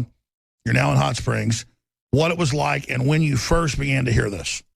Okay. Well, growing up in Arkansas, it was like everybody knew. Everybody, you know, they'd say, that's Bill Clinton's son. And everywhere I go, you know. So, I mean, growing up, it was rough growing up. I mean, we barely was making it. We was broke. I mean, my aunt, she worked 2 jobs trying to raise us, me and my little brothers and sisters. I mean, everybody in Arkansas at the time, I was coming up, knew about me being his son, preachers and all. So I just want to be able to just, you know, have this chance and get myself out and explaining who I am and why am I facing the world today to reach my father. I noticed in the video interview we did that we aired, you talked about wanting to meet him because you heard he was sick, in your own words. Right. I heard he has Perkins, if I'm not mistaken, heart problems, and they, you know, people ain't living long these days, so ain't no telling when he may pass, you know. So now it's, now it's my chance to be able to get my story out and get it heard to meet my father before that happened, you know, before something tragic happened to him. Well, we can go to Joel Gilbert's website or World Net Daily and show some of the articles while you're speaking. Right. You next to Bill Clinton, for TV viewers watching, I mean, how much you look like him. But I remember back at the time that when I first had your aunt on, it's got to be 20 years ago almost, 19 years ago, that this is what I was getting from the state police and others. So let's get into what you talk about in the video. When you first started hearing this, I mean, before you heard about it, your mother tried to get you in to see him at the governor's mansion. Then later you tried to get on the property when you're older. Let's go through this, Danny. Okay, well, it was my aunt, actually. My mom had lost custody of us. My aunt had got custody. Your aunt, right? Yeah, right. My aunt had got custody of her, my aunt Lucille. So one day she was like, I want, you know, she took me down to the governor's mansion. And she was like, you know, we're going to let him know that you're his son. So we went down there, and she had to sneak through the gates. And she went up to the door, and the butler answered the door. And she asked for Hillary. And the door was slammed in her face, and we was told to get off the property. So she took off running, snatching me by one arm, and all I can remember was my arm hurting, and she snatching me to jump over the fence. And she asked me all the time, do you remember me taking you to the governor's mansion? I said, yeah, I remember. I remember you snatching my arm and taking off running. So, you know, I mean, it's never went away. I mean, he have delivered Christmas gifts to my home by Arkansas State Troopers. He have paid my mom under the table. Up until the time he made president in 1993, he stopped doing anything for us. So I believe in my heart that he tried to be in my life. Well, this is a narrative that comes out from everybody that Hillary runs the show. Hillary's the boss. Right. She actually manages him and uses his issues as a control mechanism. From your research, who is it that kept you away from the man you believe to be your father? Correct. I think Hillary is the one that kept me away. I mean, as a married couple, your decisions are one. So I'm sure she know of me, and I'm sure she had parts in with all the publicity, all the stories in the press that, you know, falsely reports all. We have taken the DNA. All of that is false, you know. So, you know, I really do think she have played a part in, and as they call, banishing me, you know. Now, I know it's hard for you to talk about, but you've discussed mentally, psychologically, what this has done to you. I mean, go over the years when you first started. How old were you when you first started learning about this? And then what did it do over the years? Okay, when I first started learning, I was probably about 8 or 9. I was in school, and, you know, my teachers, they would look at me, and they'd be whispering, you know, it's Bill Clinton's son. His mother, the one that claims she had the baby by Bill Clinton. And, you know, it's just difficult, you know, growing up, house to house, you know, not stable. It became difficult my whole life. So, you know, I just thought about it, you know, I'm like, there's something true to it that after all these years, they still put out false reports, 1999, 2000, the false DNA, you know, all these articles that they put out that's false about me.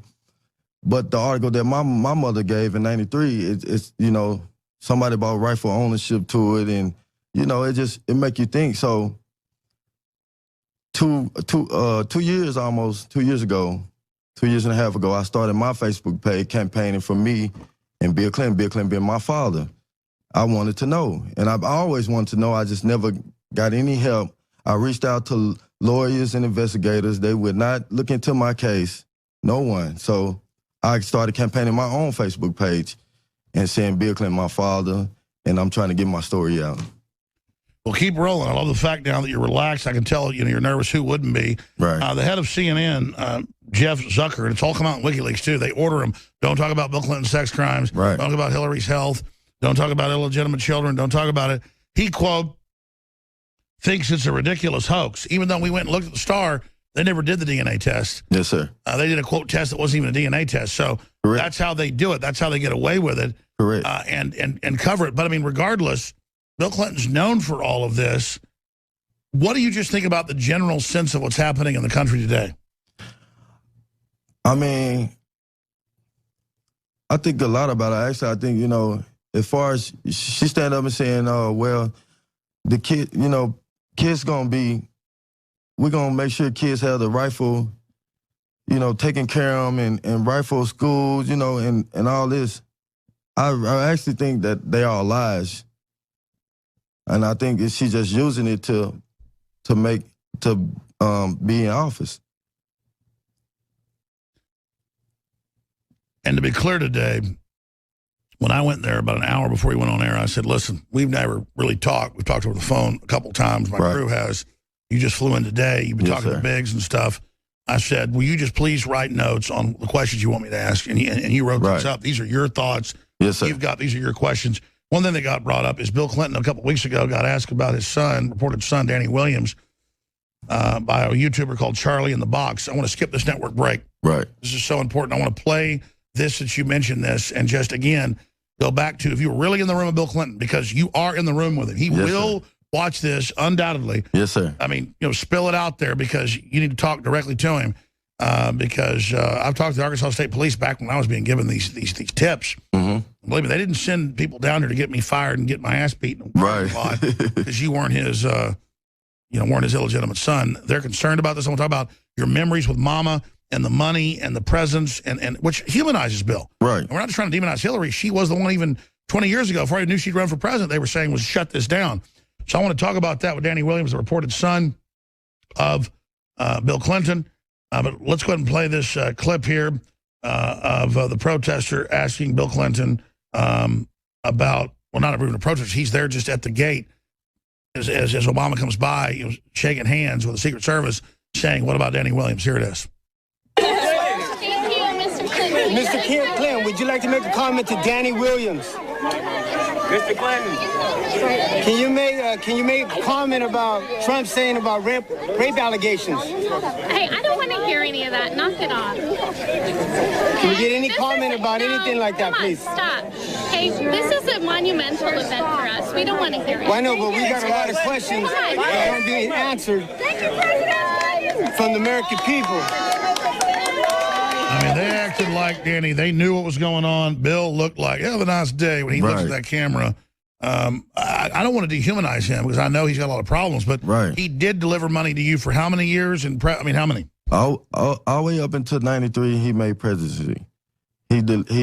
My mom received $700 and $100 bills in her mailbox every month, and the Christmas presents on Christmas, driven by state trooper cars, you know, dropping them off.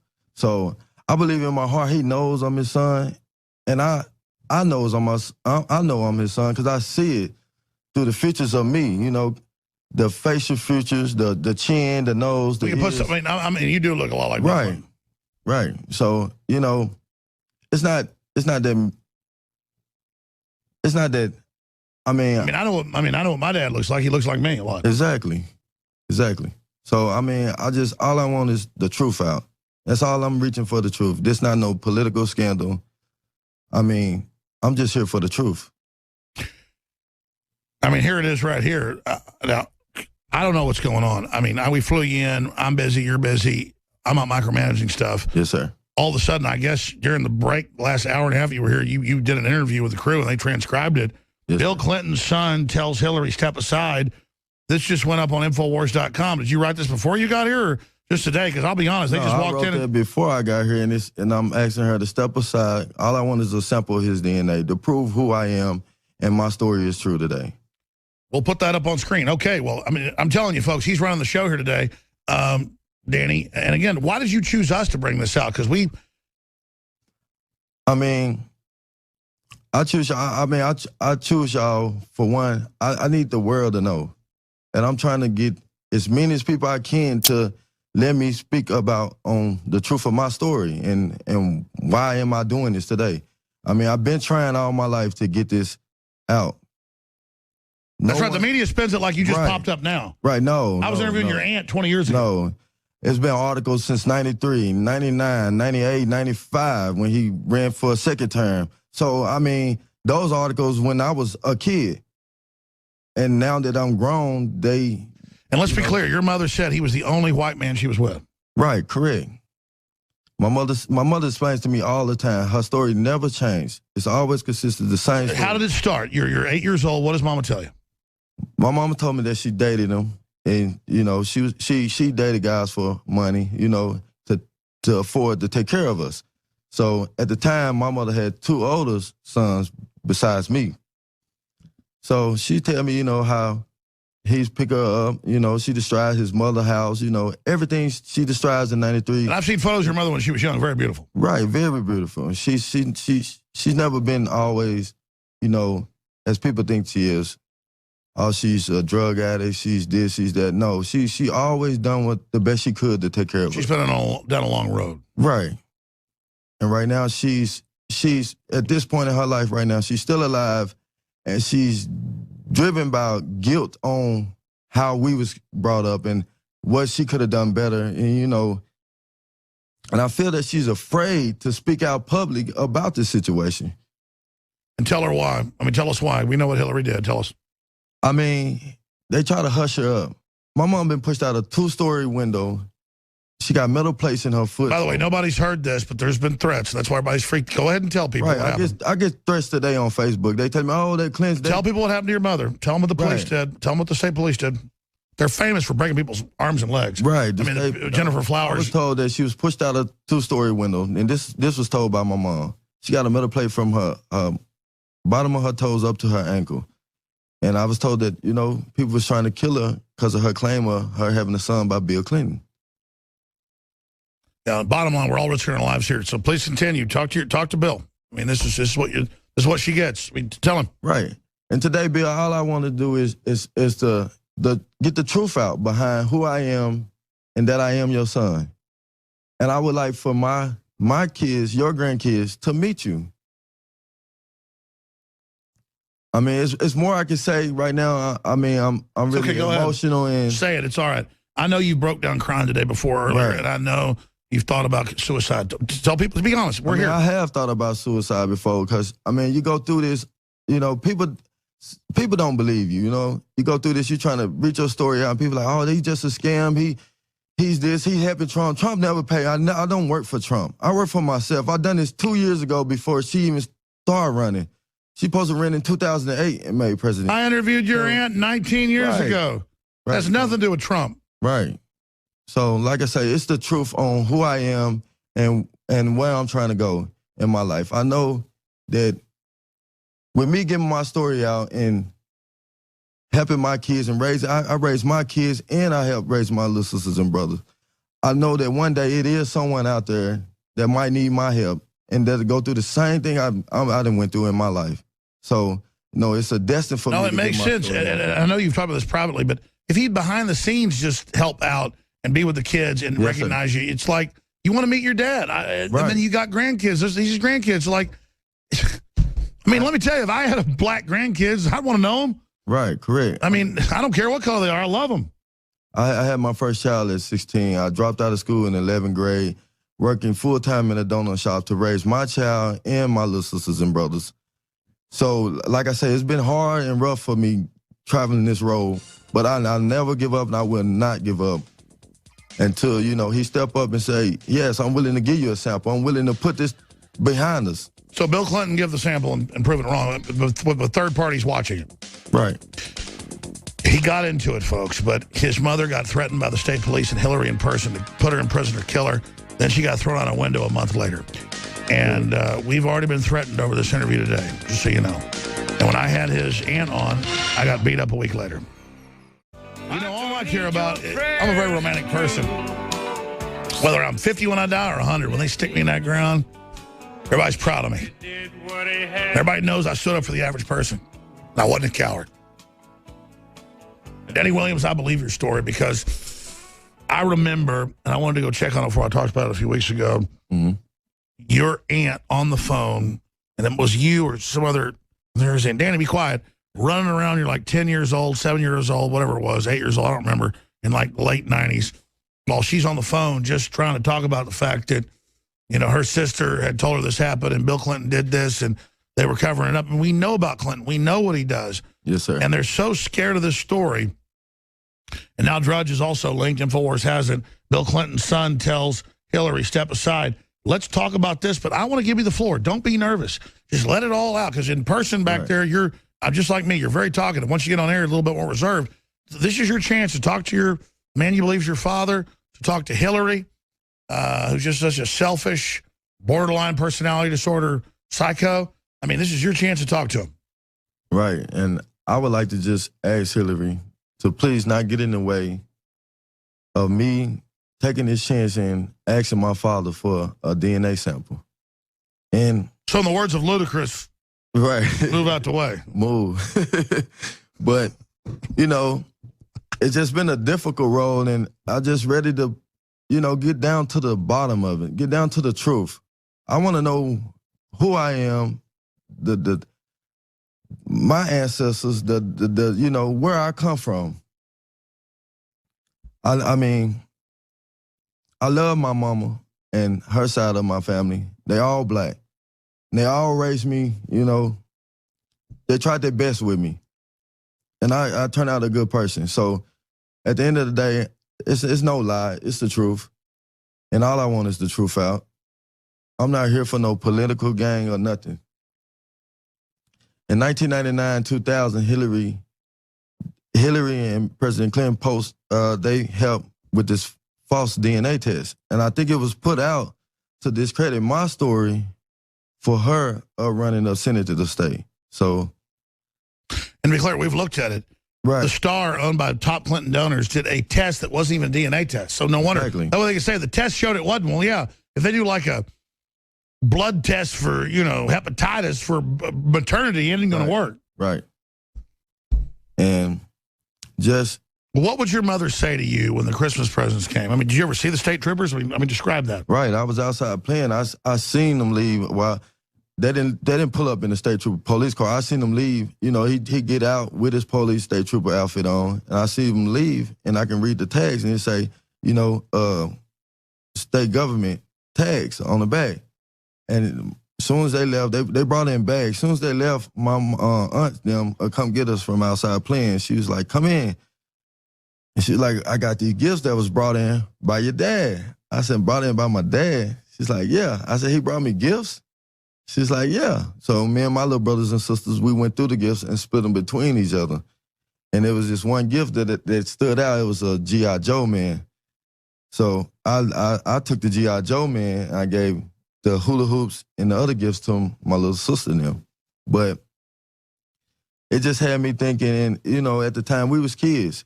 So we didn't too much, you know, we went off straight to playing with the toys.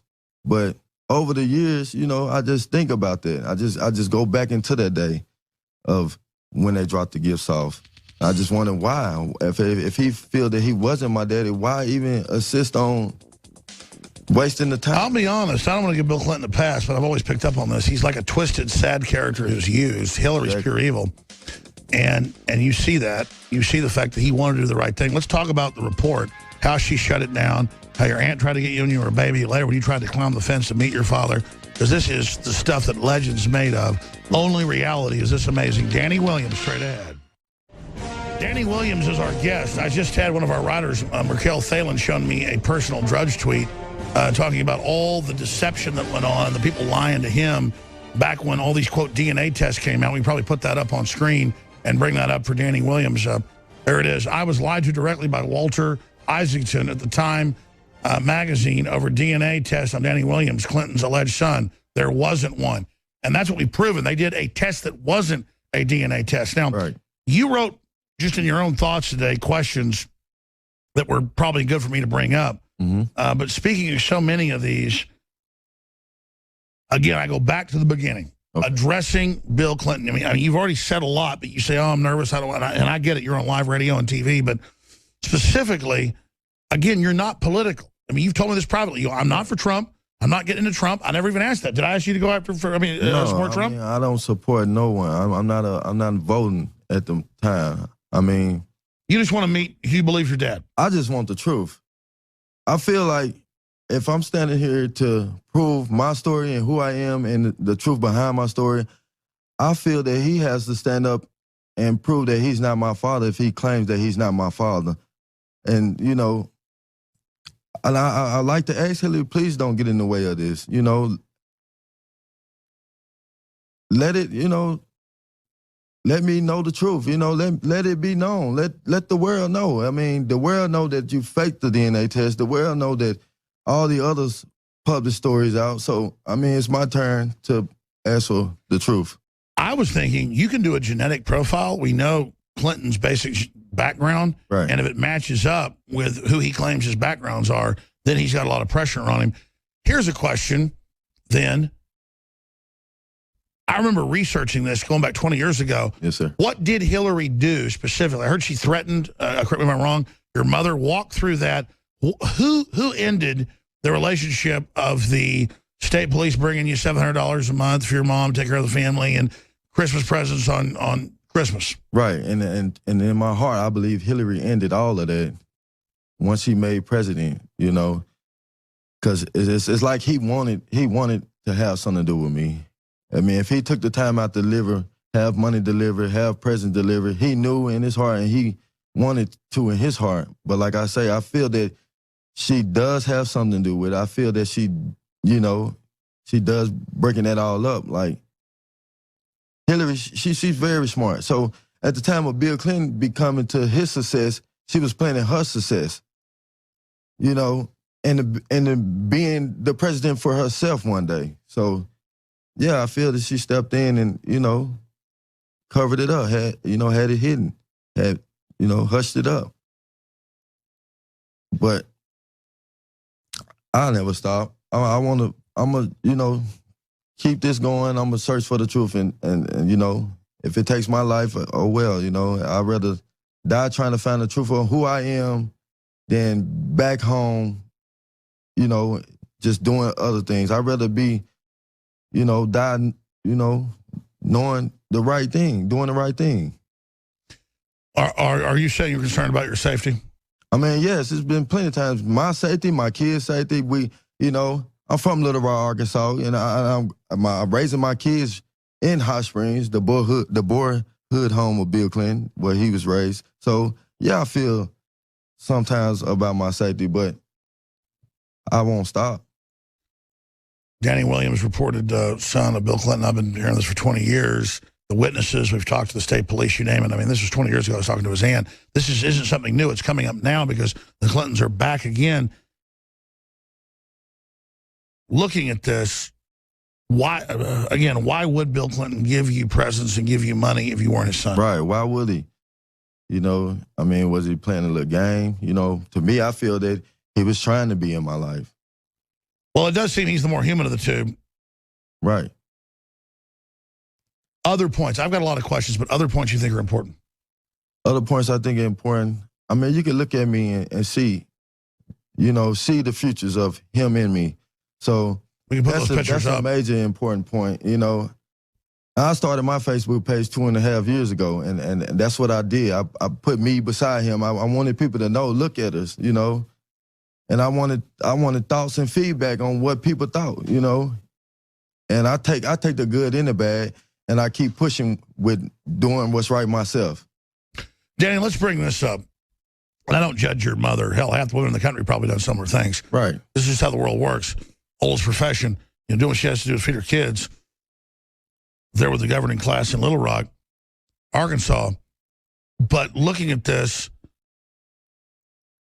why do you think Hillary, well, before I get to that, look at the similar backgrounds. You've got Bill Clinton's mother reportedly being a prostitute to the mafia. Exactly. In Hot Springs. Right. Well documented. That is well documented. Exactly. Reportedly to a Governor Rockefeller. Right. I mean, Al Capone used to run the whole country out of Little Rock and Hot Springs. He lived there half the year. Folks who don't know how the mafia worked, that's where the moonshine was made. Right. Up until like the 40s. So you've got all this going on, and you've got Bill Clinton's mother, a lady of the night, a prostitute, same history as your mother's. Exactly. Maybe that's why he felt guilty, because he never got to see his father. Exactly. And you know what? I do my research. I done read about all that. I've been reading about this since I was 13, 14, and on his mother, on who his father could be. And, you know, it's just like he had this hard time. Why would he do his own child like that? I mean, yes, my mother was a working lady, but as far as from my understanding is that they dated. He came on several occasions. That's why he liked her so much. Right. He kept coming. Wouldn't be the first time that happened. Right, exactly. So I feel that, I mean, I knew she had to do what she do to take care of us, to bring in food, to bring in clothes for us, so we can, you know, be all right for us. But at the same time, I feel that it was more than just money between him and her. So, Danny Williams, the reported son who was basically ignored, thrown out there. Exactly. What's the word you use? I just banished. Banished. They banished me. They said I was raised in Australia. They said I went to the goodest school. No, I was raised in Little Rock. I went to McClellan High School off God Springs in Little Rock. I didn't graduate.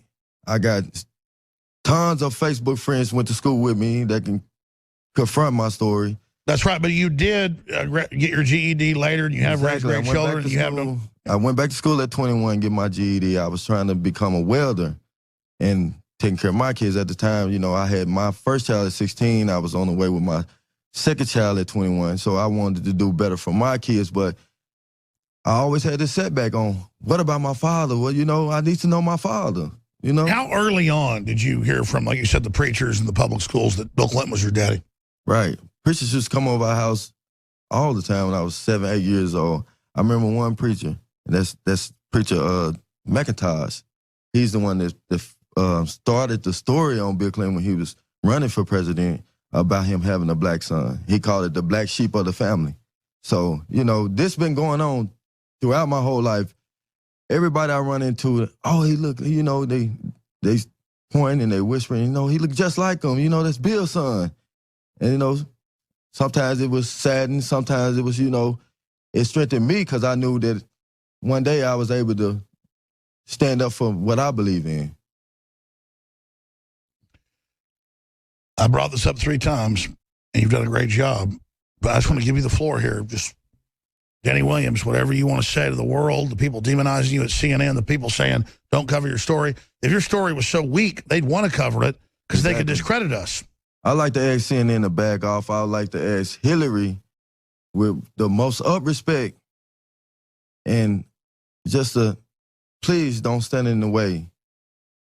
I would like to let my father know I does want to meet you one day. I does want to shake your hand. Well, I do want to meet you. I do want to shake your hand. Excuse me.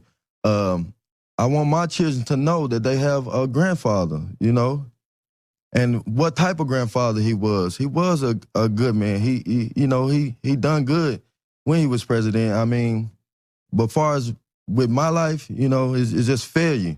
So I just want to, I just want him to know that I am looking forward to meet you. I am looking forward for my kids to know you. I am looking forward for a DNA sample. I mean, I asked you to do the right thing. If I was worth hundreds of millions of dollars, I'd be taking care of my grandkids. Right. I don't care what color they are. And Danny, you come off as very credible. My gut tells me you're Bill Clinton's son. I remember the history 20 years ago. I remember all the cover-ups, all of it. And we sit here looking at this. It's just indicative of the larger lies. I remember talking to the sources that knew your mother, who's still with us today. Mm-hmm. I mean, is it accurate that state police came and said, you shut up about this, we're going to figure out how to throw your butt in jail? 100% accurate. My mom's story never changed. So get into what Hillary reportedly did. Well, what it was from what I was told at 93, doing all the allegations of me being his son, she was trying to hush her up. They was threatening her. They was passing by the house. They kicked in my grandma's door. The first picture they ever got of me was the baby picture with the Arkansas Razorback shirt on. Skip break. I told him to skip break. They kicked in my grandma's door and start over. Sorry, I told him to skip the break. Go ahead. They took that. They took that picture. They kicked in my grandma's door, and state troopers did, and took that picture off the wall. That was the first picture they ever had. That picture was not sold to the tabloids. Was not, it was taken. So what'd they do? They took that picture off the wall. Right. From my granny's house. Describe that. Take your time. Talk about that. Well, because if you're not his son, why are they kicking doors down? Right. I mean, at the time I was a kid. I can't describe it in what my mom can, but at the time I know, and she always told me how they got the first picture. They kicked in my granny door and they took the picture off the wall. And what was the point of that? I don't know. At the time, my mother wasn't giving the story, and the preacher McIntosh had came out on the story, so they was trying to get in contact with my mom on stories, and at the time they was trying to hush. I get it. They were getting rid of the picture that proved it. Right. Mm-hmm. And so, like I say, my mother, she took a story. She took a DNA. I mean, she took a polygraph test in '93, consists of her story, and she passed it, 100% passed it. And the story never changed today. It's still the same today. You can pick. Do you remember who gave the polygraph?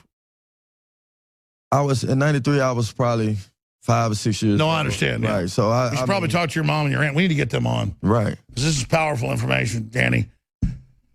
But look, she says she hadn't fallen down having convulsions. We catch it on tape. She says she didn't sell us out to the Chinese. It comes out in the WikiLeaks. She says she doesn't run the media. It comes out.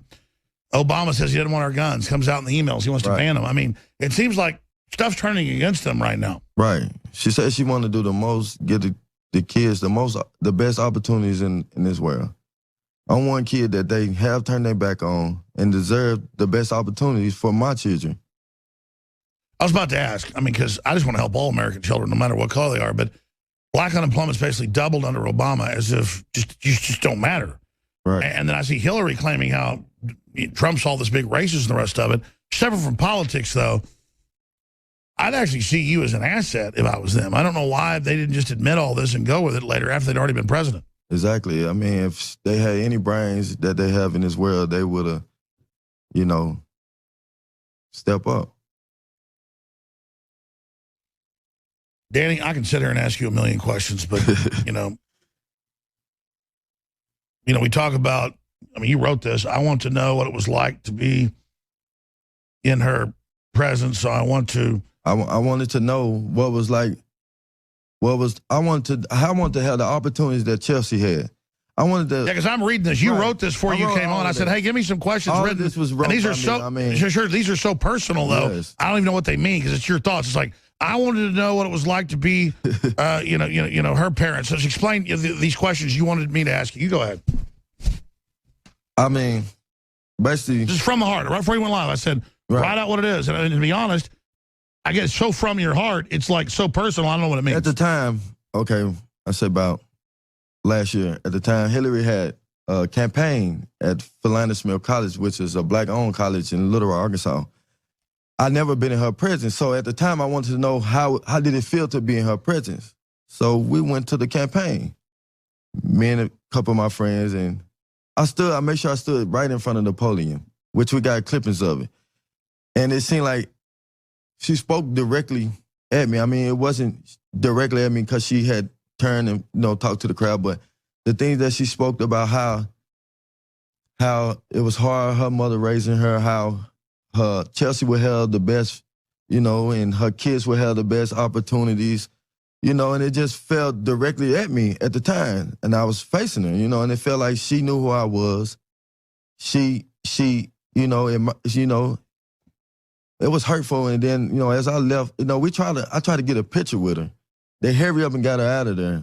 So like I said, it was hurtful as I left, because I kept thinking about, like, you know, she know me. She knows about my story. She knows about me being his son. She's talking about family and being true to her family, and there you are wanting this connection or to discover. Wow. Exactly. And so, you know, and it hurt because she talk about her family, her mother, you know. So I'm like, you know. Well, let's go through some more of these points you wanted to make.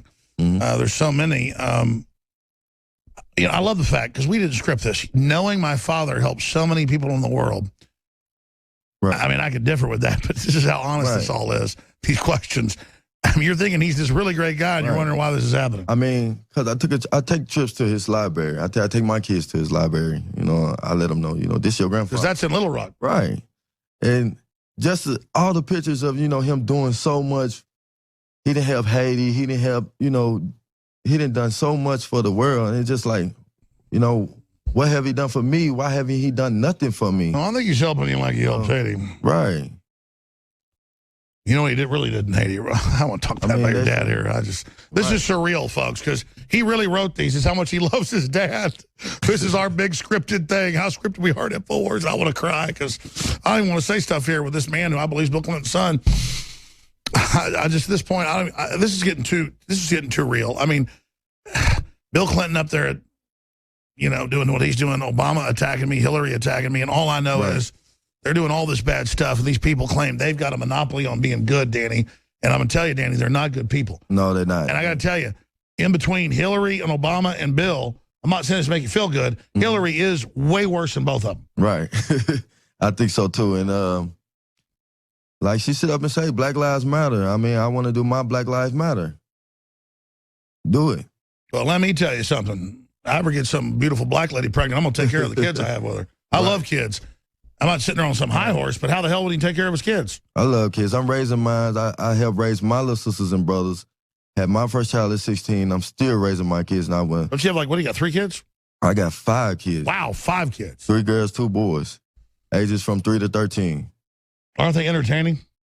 Definitely entertaining. I love all their personalities. I mean, it's amazing. I mean, for me to experience that and he didn't even get to experience in my life, it's like, it's saddening because every day of my life, being in my kid's life, I think about why I didn't have this, you know? It just reflects back onto me, to me. All I got to say is, I just love the fact that an hour before he came on, I said, I'm not going to ask you pre-prepared questions. I said, write what you want to talk about. And a lot of this is how you love your dad and how you think he's done so much good, so why didn't he do it for you? Right, I think he's amazing. I love to meet a leader of the free world. He was a leader of the free world that done damn good about what he done. Well, I want to tell the corporate media something. See, I don't do like you. I would have had all this pre-written stuff and pre-planned it. I mean, I got him here saying his dad's great. I mean, we're just covering what he thinks. Everybody in Arkansas knew about people will point at me. That's powerful. Bill Clinton had a man deliver money. We've covered that. I've confirmed that happened. Right, correct. Your Aunt Lucille always asks you if I remember the time she took me to the governor's mansion. We've talked about that. I got to tell you, Danny, it's just so real to meet somebody from Arkansas, great folks up there. You know, you say, I want to shake my father's hand. Let's talk about that.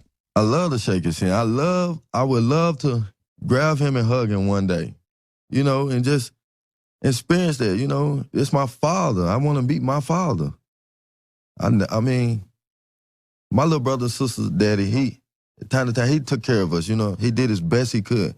He was a mechanic. He taught me how to do mechanic work, you know, but I wanted to meet my own father. I knew that he wasn't my father. Even he never told me, but I knew that he wasn't my father. You see the difference. My little sisters and brothers, they are black. So you see the difference, and you know, and that's with me and my feelings and growing up.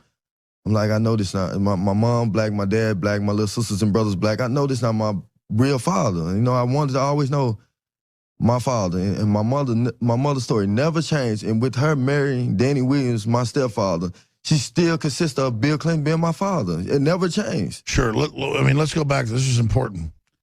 The first time, when did she say Bill Clinton's your father? I mean, I had to been like ages ranging from 5 to 4. You know, I mean, this has been going on all my life. What'd she say? She said, I mean, about 5, 6 years old, she said, she gets out of jail. She said, man, you looking just like your dad, you know? And she was, I was doing good in school, making good grades. She was like, maybe one day you can be, you know, this good person that, you know, he was, but even though he wasn't there for us, she just thought highly. She was still looking up to him even though he did that. I mean, it ain't that we hate. Well, it's not bad that right. It ain't that we hate because we don't practice hate. We try to teach our kids better. So it ain't that we hate. It's that we need to know the truth, and we deserve the truth. And you deserve to have your family reject you, Danny. Exactly. Well, I know Bill Clinton's scared of this, and Bill Clinton has gone a long way down the dark side. I can tell you that right now. And I just think it's still time for him to reprieve himself. I think Bill Clinton still has somewhat of a soul left. I'll be honest about that. I don't think Hillary has one. And I'm honest about that. No, she doesn't. She's totally turned over to evil, my friend. We're going to come back and finish up with you with any other comments you want to make. And we got special reports and more we're going to air. But I tell you, this is more powerful than I even thought it would be, Danny Williams. Let's come back. Be sure to give out your Facebook. Notice there's a media blackout on this, a total ban, a censorship. It's a Drudge Report story from his sources. They are not allowed to talk about Danny Williams. We need to make sure his story gets out, listeners. Stay with us. Russians are being told to immediately bring back children from abroad. Russia's done nuclear warfare attack drills with 40 million evacuating major cities. Russia, President Vladimir Putin is canceling diplomatic events in Paris and other things for nuclear war. I'm very calmly announcing that. These stories are on DrudgeReport.com, Infowars.com. Here's Business Insider. Get ready for a severe fall in the stock market, HSBC says. So as gloom and doom as I could ever get, it's now happening. My biggest problem is everything we've warned of is now happening, so our credibility is uber ultra high. I wish this was not the case. It is. Again, we just want to thank Drudge for carrying Danny Williams today. Anybody could probably ask better questions than I did, but it's surreal to be here going through all this. But CNN orders blackout of Clinton's son. Danny's live interview. Hillary ignores him.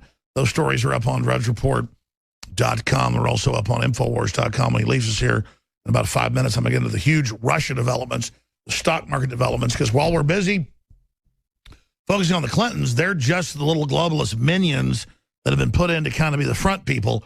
It's the power behind the throne we should be looking at, which is why I hope Bill Clinton and Hillary rediscover their humanity. And I said, Danny, in closing, and I want to give you the floor so you can just speak from the heart. What else do you want to say? You said, well, I just wish that Hillary would move out of the way. So Danny, you've got 4 or 5 minutes. Then we're going to obviously, after you have lunch, talk to you for the nightly news with any other little tidbits. But you're here. You were told your whole life you're Bill Clinton's son. He gave you presents, all this. They've been putting out fake DNA tests. All this is coming out. What do you want to say to, you were saying Hillary? Yes, I mean, I want to ask Hillary, please don't get in the way of this. And I would like to ask Clinton to please step up and take a DNA and give me a DNA sample so we can put this all to rest. I mean, we know what's true. Just, you know, step up and face it. And I like to say, I like to ask CNN to back off on me speaking the truth about who I am. When I start, I will keep doing what I have to do to get my story out. Let me ask this question. This is bigger than politics because I've been honest with people. If Hillary gets in, unless she shuts down all free speech, which she can try, it's a gamble, we're going to get world famous, biggest thing in the world. Exactly. Trump gets in, I'm tied to him. He won't be able to fix everything. I'll get blamed for that. We're going to be hurt by Trump being in. if I was Machiavellian, I'd go for Hillary, at least privately. I'm not. I really care about humanity, but I do the right thing. I don't care where the chips fall. I just do the right thing. That's how I operate. It's hard enough to tell the truth, much less make crap up. I mean, I'm just going to tell the truth. That's the end of it. Everybody knows it. Exactly. But would you, we didn't talk about this privately, but if the Clintons, non-disclosures, whatever, when you got there, met with them, not even monetary, but just admit he's your daddy, hug you, Hell, take you on a vacation once a year. I know that's what you want. Imagine wanting to know your dad. So it's not, you told us privately, we didn't talk about it privately, you said, I don't want money, I just want to know he's my dad. I want him to acknowledge me. What is it you're looking for from Bill? You're not just here wanting a paycheck from some guy that gets... I'm not just here for a paycheck, I'm here for acknowledgement. I want him to acknowledge me on who I am and that I am his son. I mean, I know personally in my heart and believe in my heart that I am his son. I just want him to step up and, you know, step up to the plate. But like you said, Hillary, he did step up somewhat. Exactly. I felt he did step up somewhat. Other than that, we wouldn't receive the money we received, the gifts we received. So I felt that he wanted a part of my life. So that's the reason I'm here today to ask Hillary, please do not get in the way.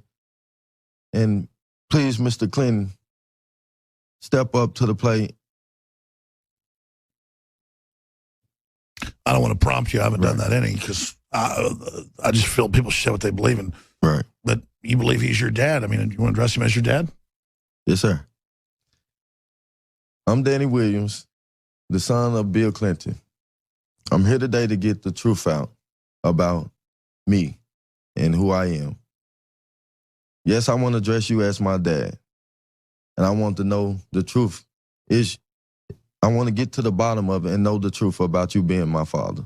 I want to know all about you, all about your family. Thank you. So you just want to be recognized by your family. Right. Very powerful, Danny. I believe you. And I talked to state troopers and others off record. And I hit a nerve with you, your family on, and a bunch of other things. I don't know what hit the nerve. Right. It was Waco, it was you, it was a bunch of stuff. I was going after the Clintons, and they got pissed. Right. And they wouldn't do that if it wasn't real. I mean, hell, there's people all over the internet claiming I'm married to him, and I raped him, and I'm an Easter bunny, and I'm a devil worshiper, and I'm a Vatican assassin, and I work for Israel, and I work for reptiles, and it's not true. I'm not a space alien, so I don't care. But let me tell you, they get really upset when you get brought up. Right. They should. I mean, it'd been nice. I went to bed hungry, balled up, starving, because I had to make sure my baby brother and sister eat and went without eating. You know, they should. I mean. It's okay. Go ahead and say it. Whatever else you want to add. I'm trying to keep from crying. It's okay. But yeah, they should. When did you think of the suicide? I mean, I was in my teens and going through, you know, far as house to house, clothes not clean, you know, on the streets, just, you know, living the way bums live, you know, and it just was hurtful. And then I just had to pull myself out of that, you know. I've been taking care of me and my kids. I'm not asking for money. I'm asking for a simple acknowledgement and a DNA. That's it. Well, Bill Clinton can still redeem his humanity, but he has to do it before he dies, and he looks pretty long in the tooth. Right. That's another one of the points you wanted me to ask you. He said your dad doesn't look too good. No, you just want to meet him before he dies? Right. He does look unhealthy. And I does feel, you know, his time is winding down here. And I does want to meet him. I want my kids to know him. We want to know who our father, I want to know who my father is. They want to know who their grandfather is. And like your mother told you, she knew he was a daddy because there was one white guy. One white guy that she had been involved with at that time. I say it was probably 1984, around March of 1984. I go back because I was born in 1985, December the 7th, 1985. So, you know, I go back, I think about, you know, I do a lot of research and, you know, and I ask her, and like I say, her story never changed. It's always been consistent. It's always been the same. Well, is she proud of what you're doing now? Yeah, she's very proud. I mean, she probably somewhere breaking down crying because I'm trying to keep her crying myself. So I know she's very proud. I mean, well, Danny, I'll tell you, you take a risk doing this, so do I. We're not bragging, but the Clintons are particular. People that back them are particularly evil. Right. And so we're here telling it like it is, and I believe your story, and I hope you get some justice, and I hope the people out there that are paid corporate minions, you know, aren't too nasty about this, but don't take it bad. You've just come here and told the truth, and you put out this report. Bill Clinton's sons tells Hillary, step aside, dealing with all the horrible things she's done. That's up on Infowars.com, DrudgeReport.com. We appreciate the courage of all these affiliates. But bottom line, we're just exploring this. We were proven right about Hillary being sick, proven right about the gun control, proven right about the TPP, NSA spying, proven right on Bill Clinton and Monica Lewinsky, Drudge was. We get it right 99% of the time. And I think if it comes out and there's a third party that do a DNA test, and they say that you're not his son, then I think you would accept that. Right. All right, Danny Williams, well, thank you. Anything else? I want to thank you for giving me the chance to speak my story on your show. And I just want to, ask to have my story heard and get it out there and him knowing that, I'm trying my best to, avoid, I'm trying my best to get it out the best way I can. Yeah, no, your whole thing's how great the Clintons are. Right. I get it. Thank you. I get it. You're not attacking them. And we're not here trying to get you to do that. Right. Did we try to get you to do that? I mean, that's not me. That's not in my character. Yeah, the Clintons were good folks. We'd want them. Exactly. We don't want war. We don't want poverty. We want wealth. We want success. Get out the way. I want my kids to have the best success. Well, I'll be honest with you, Danny. Donald Trump wants that. And that's why they hate his guts. Not the Clintons, but the controllers already have the economy and taken over. They don't want competition. Exactly. And a free market does that. Now, you've got your Facebook. You've got your Twitter. We can put them on screen. Correct. What's the best way for other media that wants to not follow CNN's orders to interview you? The best way is follow me the way I've been doing. I've been doing Twitter, Facebook, Instagram, anything I could download to put my story out there. The best way is follow me. I got Danny Williams, my Facebook. I got my fan page is Danny Williams Clinton. Anything you like to know about me, log on to my Facebook. Inbox me, I'll inbox you back. Thank you. Absolutely. So you're ready to do interviews now. This is the first live one. Again, thank you so much for giving this first interview, sir. I thank you too, Mr. Alex. Whether it was John McAfee or you name it, they say, McAfee goes, I don't know who you are. Everybody says, you'll let me talk. Right. So, there's not some preconceived, agenda here. No. And you got over your points, how, Yes, sir. Bill Clinton's a great guy and everything. So you just want to meet your father. Exactly. At 30 years, all my life, all I want to ever do is know the truth. Danny Williams, thank you, my friend. Thank you. All right, that's Danny Williams, ladies and gentlemen. I'm going to go to a couple clips here. I'm going to walk him back because he hadn't eaten in about 10 hours. I guess he ate something when he got off the plane. We're going to have him have a little snack. We're going to come back, and then we have, who's hosting the fourth hour today? We've David Knight hosting the fourth hour. I got a bunch of Russia war news and economy news that, quite frankly, has got me shaking. So we're going to be going over all that. But first, let's play this Trump, where Trump talks about disloyalty in the party with O'Reilly, who's laughing at him, talking about how these guys are total sellouts in this conspiracy. And then the Mike Huckabee compares Trump to Clinton. We're going to play both those back-to-back, then come back after the break, and I'll get into the Russia situation and the economy. Danny Williams, thank you, my friend. Appreciate your courage. Appreciate everybody else covering this today. We'll be back. Stay with us. You attacked McCain today as well because he was mad about the tape thing. If you're elected president, you're going to. You want to hear McCain? Well, I know you're going to wail on him. But let me ask the question. He was desperate to get my endorsement. I gave him the endorsement because he needed it for the primary. And frankly, he ran against a very, very good woman. I feel very badly I gave him the endorsement, but that's okay. All right, but he just didn't like the tape thing. He easily wins his primary. And then all of a sudden, he does the unendorsement thing. He didn't like the tape thing. He's never heard, I'll give me a break. He's never heard salty language before. John McCain, who has probably the dirtiest mouth in all of the Senate, has never heard, he talked about lewd. It's lewd language. Can I ask the question, please?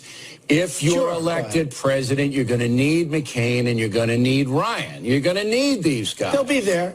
They'll be there. I would think that Ryan maybe wouldn't be there. Maybe he'll be in a different position. But McCain will be there. They'll all be there. And you think they're going to all cooperate with you after you're trashing them? I get along. I know you don't believe this. Well, I get along with you for 20 years, so I guess I can get along with anybody, frankly. But to be honest with you, Bill, I get along with people. And I think you know that maybe better than anybody. I don't know what good it does. I'll get along with them. I don't know what good it does to trash people. You can say, I disagree. I wish they would endorse me. But to trash them, I don't know what good that does. Because he was begging for my endorsement. People are calling. His friends are calling. Be the bigger man. The first sign of a little bit of difficulty, he unendorses. All right. I wouldn't want to be in a foxhole with a lot of these people. That I can tell you. But McCain's a brave man. Including Ryan. while we've talked about the hit Trump's taken in the polls as a result of that tape and so on, I don't know that sort of the mainstream Republican class or, you know, even sort of these elites, if you will, understand how invigorating it was for Trump supporters to see Trump turn to Hillary Clinton and let her have it on some of those issues like emails and trustworthiness and honesty, which we've never seen anybody look right at her and do. The one thing you have to say about Trump, that he is fearless. This is a guy that is comfortable enough in his views, whether you like them or not, that he's going to take it straight to the other person, to their face. He's not two-faced. He's not a phony. Look, I've said this about him, Megyn. He's like Captain Quint in the original movie Jaws. He's vulgar. He's salty. He might even get drunk. He's just a... He doesn't drink. Terrible... But hold on here. Okay. He's the guy who's going to save your butt and save your family. And so at the end of the day, when he kills the shark, you're happy about it. Now, Hillary is the shark. She's going to eat your boat. She's going to have open borders, immigration out the kazoo. And so the choice is, do you vote for Captain Quint, who's going to save your family, or do you vote for the shark? That's the choice you get to make. And now we've got Jerry Falwell Jr. as if the conspiracy was secret. They said they were going to get Trump. We're going to sabotage him and want Hillary. The horrible Republicans, the worst of the worst, have resembled themselves, have revealed themselves. We got to get rid of them. Here is the Jerry Falwell Jr. clip. Well, the whole story just fell in my lap. About 6 or 8 weeks ago, I got a phone call from someone who's very close to the top establishment candidates and the Republican Party, people who wanted to be president over the last 4 or 5 years. And he told me, he said, Jerry, something strange is going on. They're meeting regularly, and they tell me that it's a certainty that Donald Trump will not be the nominee on November 8th of the Republican Party. And I called one of Trump's attorneys. I told him about it, but there were no more details than that, so there was nothing anybody could do. But then when I saw what happened this weekend, and I saw how quickly all the usual suspects jumped on it and started calling for Trump to step down as the nominee. The suspects, who are the usual suspects? Paul Ryan? The establishment. The establishment candidates. He was one that just disinvited Trump almost immediately. Right. It's almost like he knew it was coming. Are these people who are associated with the RNC, with the leadership on Capitol Hill of either the Senate or the House? How high does it rise? Very high, but not necessarily the people you just mentioned. I think it's people who were candidates at some point in the last year or 4 years or 5 years, and so it's very high level.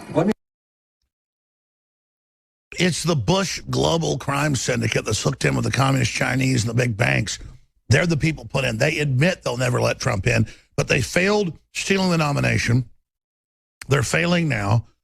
They orchestrated this giant hoax, like, oh, it's over for him. They'll do it again and again. That's what they do because Trump isn't out to get you. Meanwhile, they're so arrogant, they would put a corpse forward to be president like Hillary Clinton. And Donald Trump has a new powerful ad that exposes it. Here it is. Our next president faces daunting challenges in a dangerous world. Iran promoting terrorism, North Korea threatening, ISIS on the rise, Libya and North Africa in chaos. Hillary Clinton failed every single time as Secretary of State. Now she wants to be president. Hillary Clinton doesn't have the fortitude, strength, or stamina to lead in our world. She failed as Secretary of State. Don't let her fail us again. Now, we talk about things being surreal. When we come back in the final segment I'm going to host, and David Knight takes over, I have all the Russian news. And it's getting so dangerous, I can't believe it.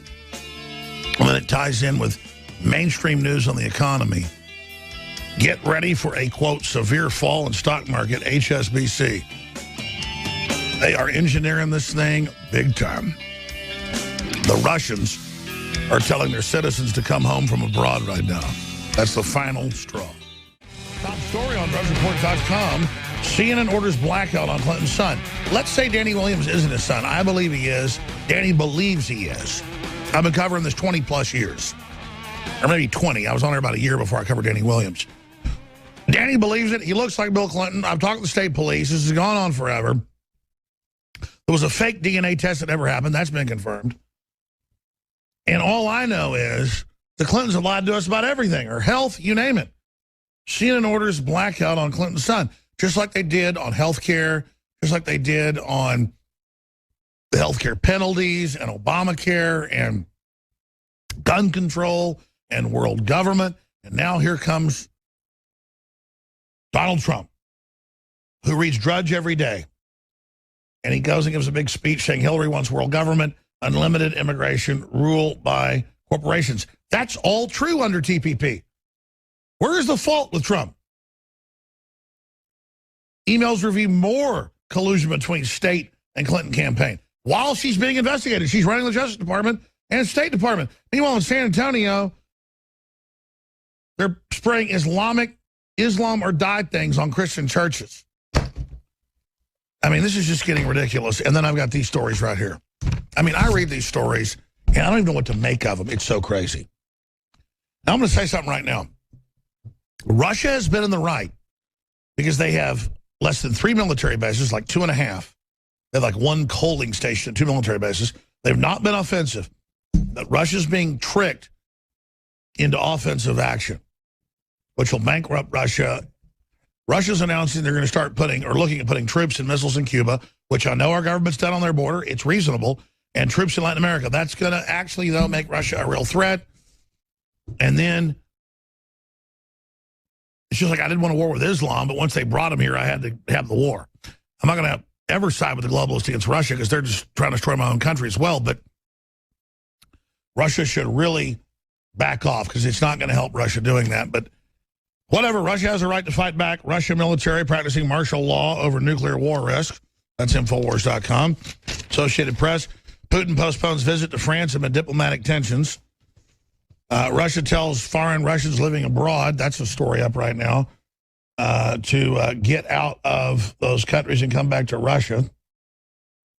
I mean, this is getting crazy. I think I had that article pulled up. I can't see it now. Maybe find it on Drudge. Russia considers opening military bases in Cuba. I mentioned that in Latin America. Putin, we know, destroyed aid convoy in Aleppo, Syria. We're concerned with the deterioration of Russian-American relations, Putin said. Yeah, they know it was our military order to do it.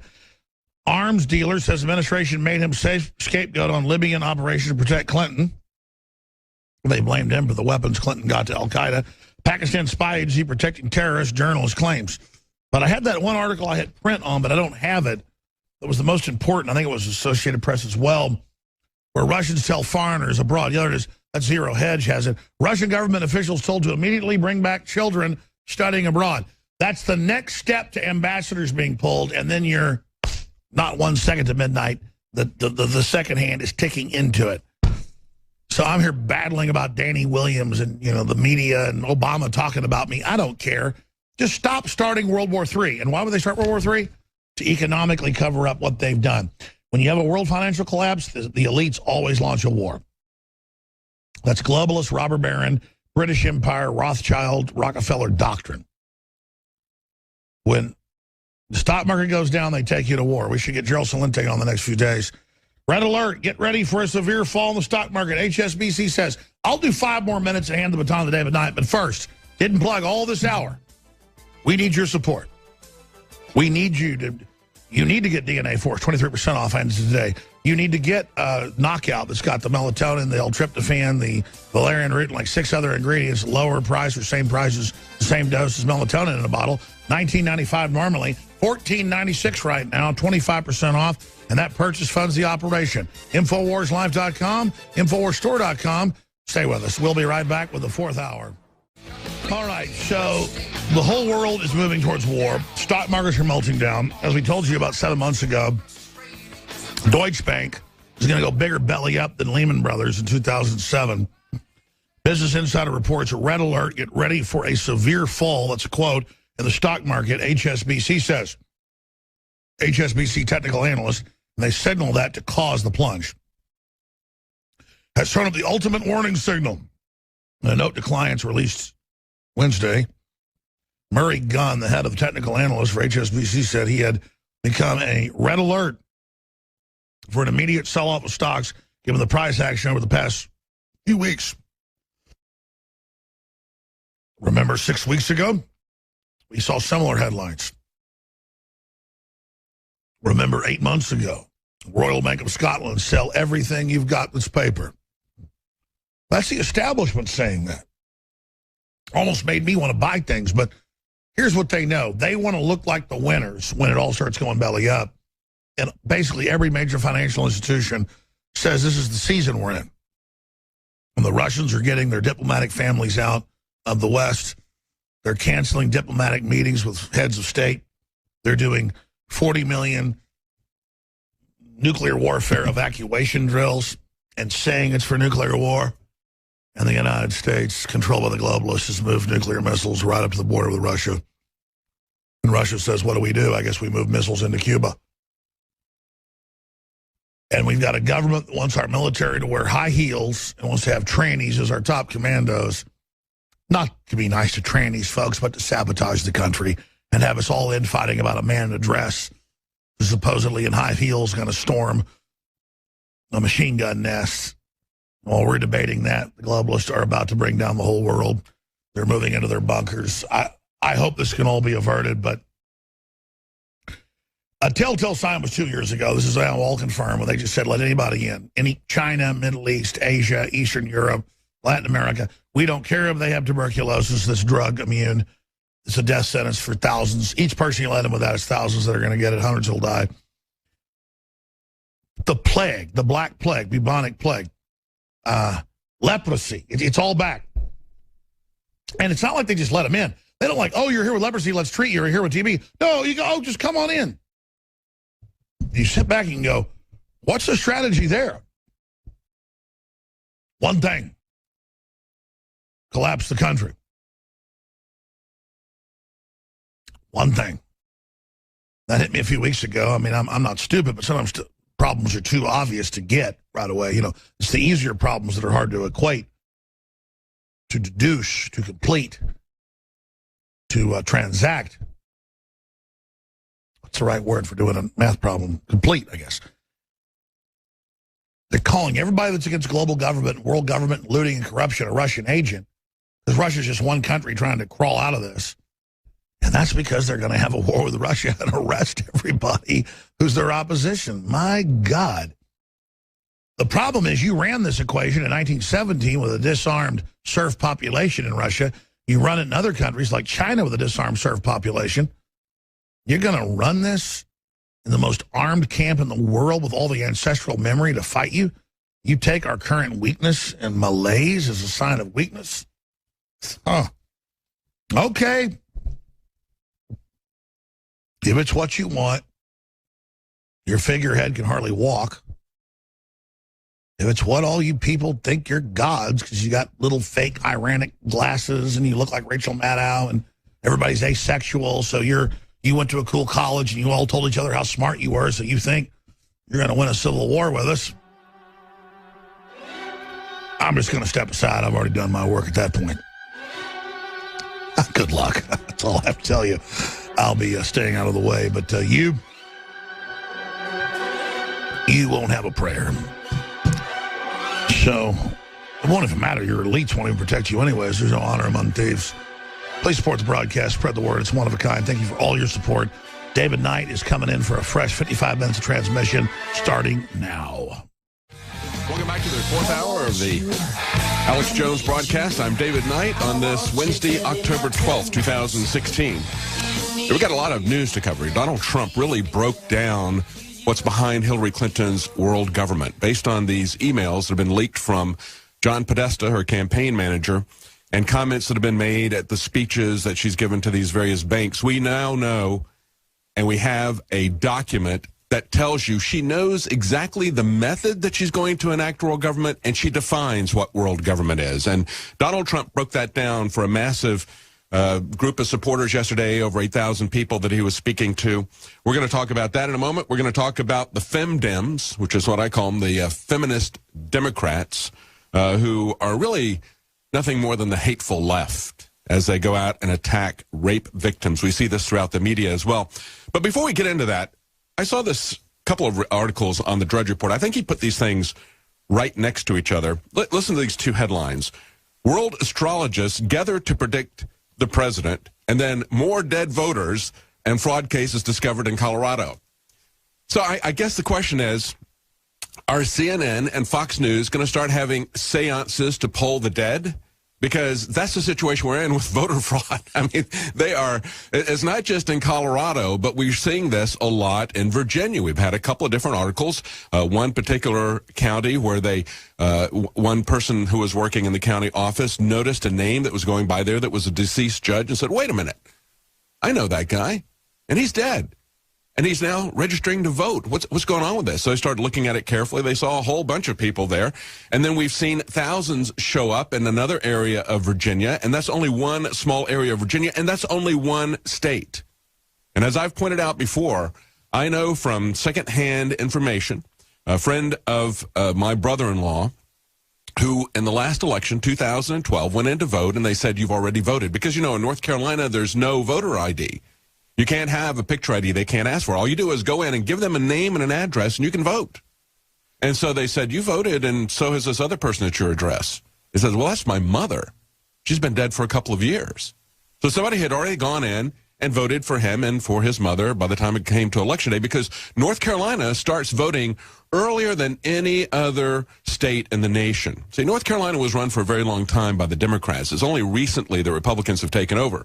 And they've tried to reform this drawn-out election process, the easy voter registration, the lack of voter ID. They've tried to address that. But every time they say, we're going to look at voter ID, then they come in after them and they say, no, you're not going to do that.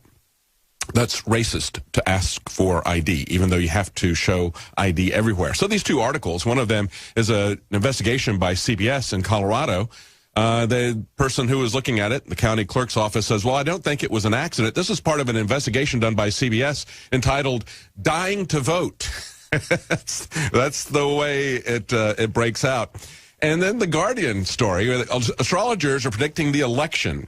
Dozens of astrologers are coming together to predict who will be president. So I guess we're going to see Frank Luntz in with an astrologer, and they're going to be actually doing a Ouija board or whatever to figure out how these dead voters are going to be voting.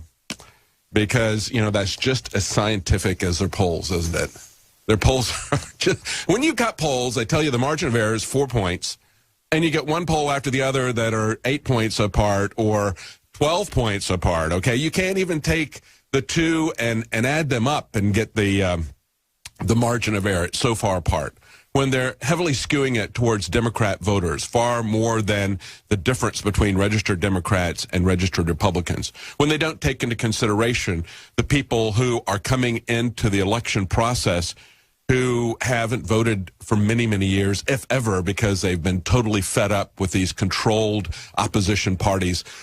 The Bushes and the Clintons illustrate for us all how there really isn't two different parties. There hasn't really been a choice.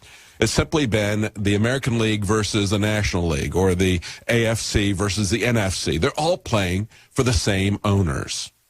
And it's just phony opposition. It is a game. It is a game, and there is some benefit for the people who win, just like there's a benefit for the team that wins the Super Bowl. But you have to understand, they are still going to be controlled. They've got other people who are making the rules. They're going to follow those rules. They're just the faces of this global governance that's there. And I think that when we look at some of these remarks that came out, the speeches that Hillary Clinton was making to these various banking groups, for which she was getting about $250,000 apiece, for which she earned tens of millions of dollars, essentially going to these people and saying, I know precisely what you want. We're on the same page. Give me the money. Put me in office. I'll make it happen. And when we look at this one particular comment here, and Donald Trump, I want to tell you what Donald Trump did to unpack this for his audience, because we've talked about this before. Here's the quote. My dream, she said to a group of bankers, is a hemispheric common market with open trade and open borders sometime in the future, with energy that's as green, as sustainable as we can get it, powering growth and opportunity for every person in the hemisphere. Now, I've said many times, and we've all said here at Infowars.com, there's 3 different approaches that they're going to take in order to create a global governance. First of all, you get rid of the borders, and you homogenize the people in one sense to a third world level. You create bring in different groups that aren't going to assimilate. That's one of the ways that you destroy the national culture. And so what they're trying to do is homogenize on an international level, make all the countries the same, create conflict with groups that will not assimilate, like the massive groups of Muslims that come in. So that's one part of it, the open borders, okay? And we can see that with the policies like the Dreamer policies and the fact that they go apoplectic. Even the Libertarian candidate, Gary Johnson, freaking out when people use the term illegal immigrants. No, there's no such thing as illegals. And we got Nancy Pelosi saying, we don't have borders, we just have one people with a line running through us. It's no different than the border between, let's say, Oklahoma and Texas, because in their mind, they have already created a hemispheric common market. She's just acknowledging what they've been working for a long time. NAFTA was the first part of it. First, you create economic consolidation and economic management. And then what you do is you create political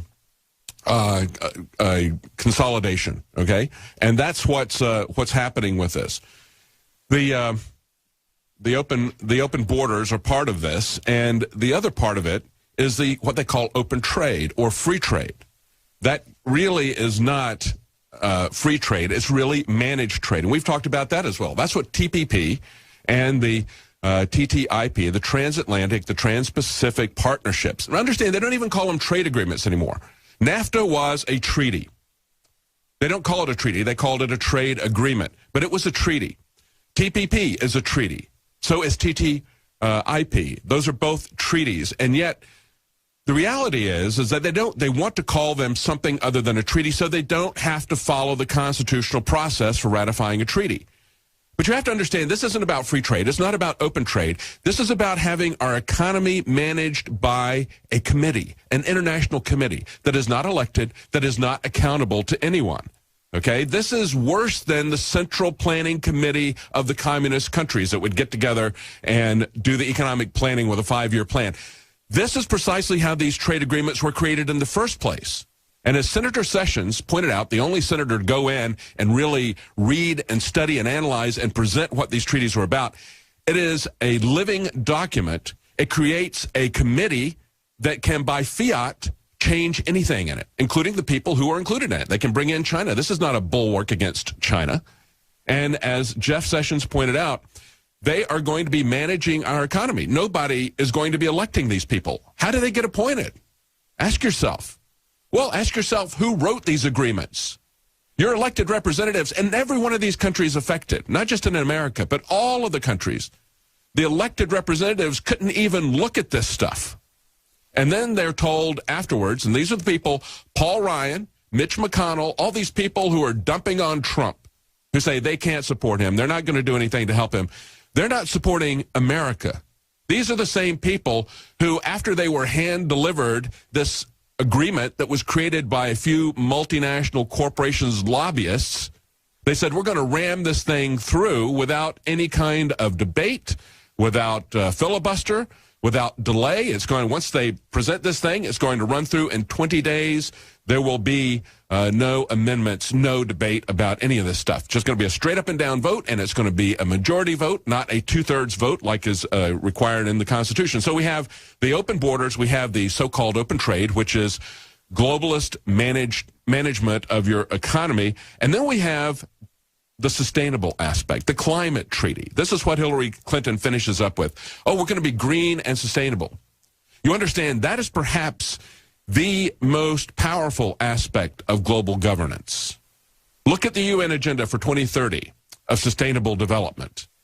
Okay, what they're talking about there is essentially creating a global tax that is going to fund a global governance. You have to have a global problem that a global government is going to address. So they invented climate change. And then they invented a crony capitalist system to do this, which is also a tax, which will fund this global governance by these multinational corporations that are writing these treaties. All three of those things are right there in Hillary Clinton's remarks. Now, here's the way Donald Trump broke it down yesterday. First of all, he said we have to investigate Hillary Clinton, and we have to investigate the investigation. In other words, we're going to find out, and we're going to find out, he knows that Comey and Lynch were coordinating with the Clinton campaign. We see now more emails confirming that, but we told you that before. We told you about the relationship between Comey and between Lynch. Now, that's been going on for a long time, that they let Sandy Berger get away with destroying national security documents in a cover-up, that they've been working together and for the Clintons for a very long time, those two people. When we come back, we're going to break down Donald Trump's remarks about global governance. He nailed it precisely with this crowd last night. We'll be right back. Welcome back to the Alex Jones Show. I'm David Knight, and before we get back to what Donald Trump said, breaking down how Hillary Clinton has literally defined world government for us and how we're going to get there. Before we do that, I want to just remind you that we've extended for one final day the special on DNA Force. That's 23% off at InfoWarsLife.com.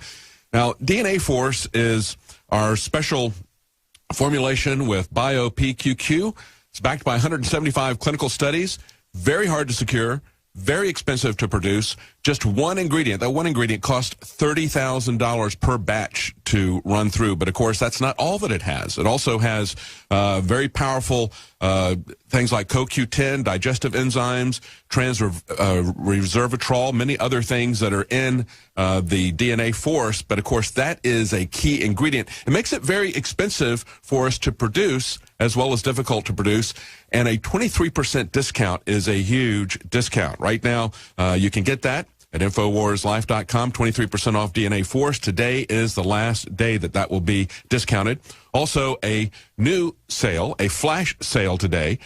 Knockout Sleep Support, 25% off at InfoWarsLife.com. This is a lot of natural ingredients, safe ingredients that will help you get a good night's rest. Valerian root extract, melatonin, chamomile flower extract, L-tryptophan, and many other key ingredients. That last one, L-tryptophan. You know, that's what's in turkey that makes you sleepy on Thanksgiving Day. So that's a lot of natural ingredients, and that really works. I tell you, when I take that, when I'm having difficulty sleeping, I take Knockout Sleep Support, and that really does the trick. Gives me a very restful night's sleep. Right now, 25% off, a flash sale at InfoWarsLife.com. Now, I want to go back to this speech that Donald Trump gave yesterday. This was in Florida. Tuesday night, he had about 8,000 people. As I mentioned before we went to the break, he said, we have to investigate Hillary Clinton. We have to investigate the investigation, he said. And he went on to call her a carpetbagging U.S. Senator from New York. Yeah, that's exactly what she is. She's gone both different directions. She's carpetbagging, going from north to south and from south to north. He said, they said by the time the crowd estimated at 8,000 filed back to their cars, this is Daily Mail, he had accused her of secretly plotting to eliminate America's national borders in favor of a single global government with control over trade and immigration.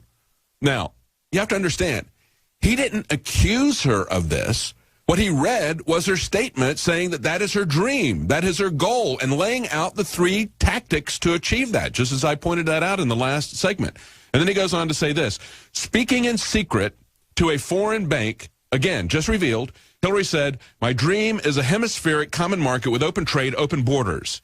And he quoted a digest of previously undisclosed transcripts of speeches. These are the things that came out on Friday that were so damaging to Hillary Clinton that they came out with this locker room talk that Donald Trump had, the tape. And that's all that they wanted to talk about. That was the red herring. So you wouldn't pay attention to so many of the things that Hillary Clinton, that came out about Hillary Clinton in these speeches. He says, well, there goes the rest of your businesses, folks.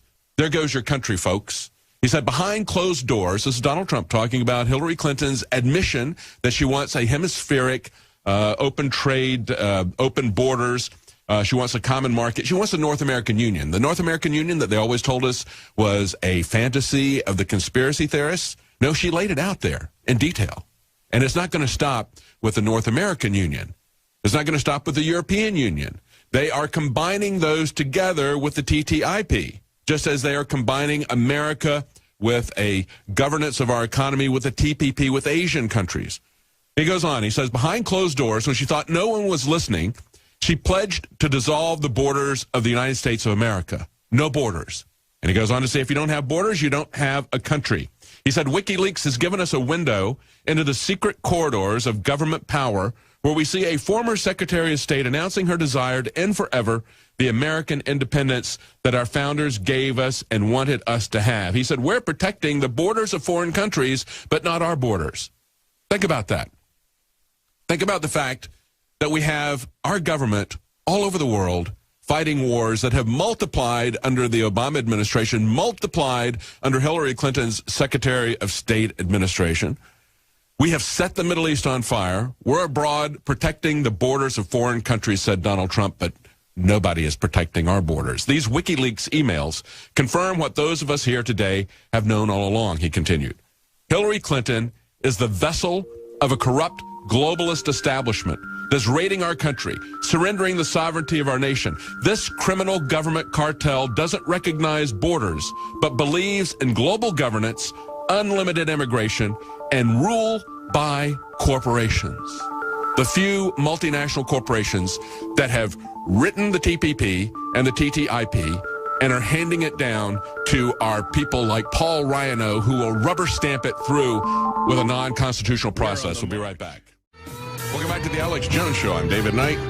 You know, it's interesting to see the article saying that the Clinton campaign is losing patience with Bill Clinton rape protesters. Yeah, I bet they are. There's been 5 of them just today.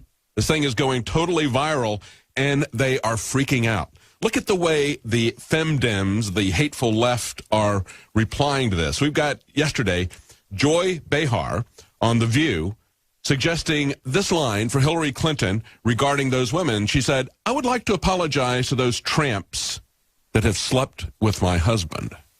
Oh, there you go. Calling them tramps. Okay, this is blurring the line, deliberately blurring the line between rape and consensual sex. Okay, Bill Clinton has had a lot of consensual sex. But what we're talking about with Juanita Broderick and others is rape. You have to understand the difference.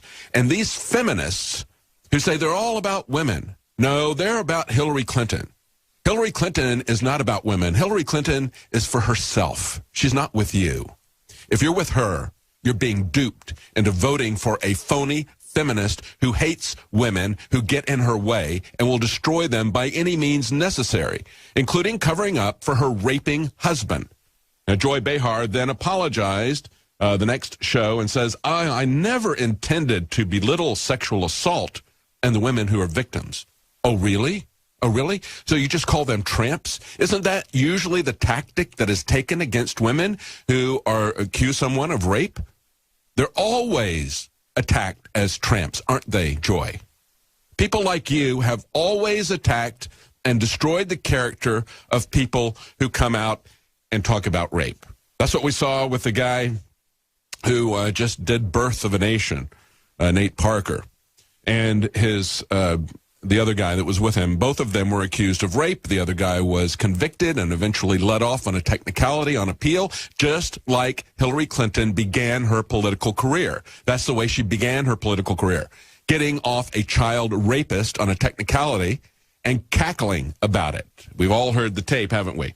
But Joy Behar says, well, I wouldn't want to ever belittle sexual assault. Well, you just did. You just did.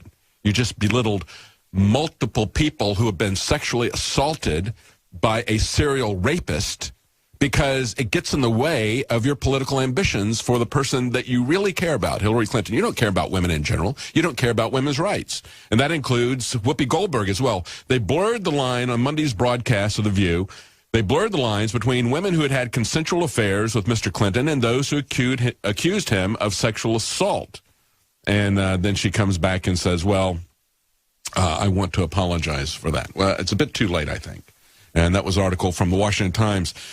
Look at what happened then on CNN. Here's another one of the femdems, another one of the hateful left. CNN panelist, this is on Infowars.com.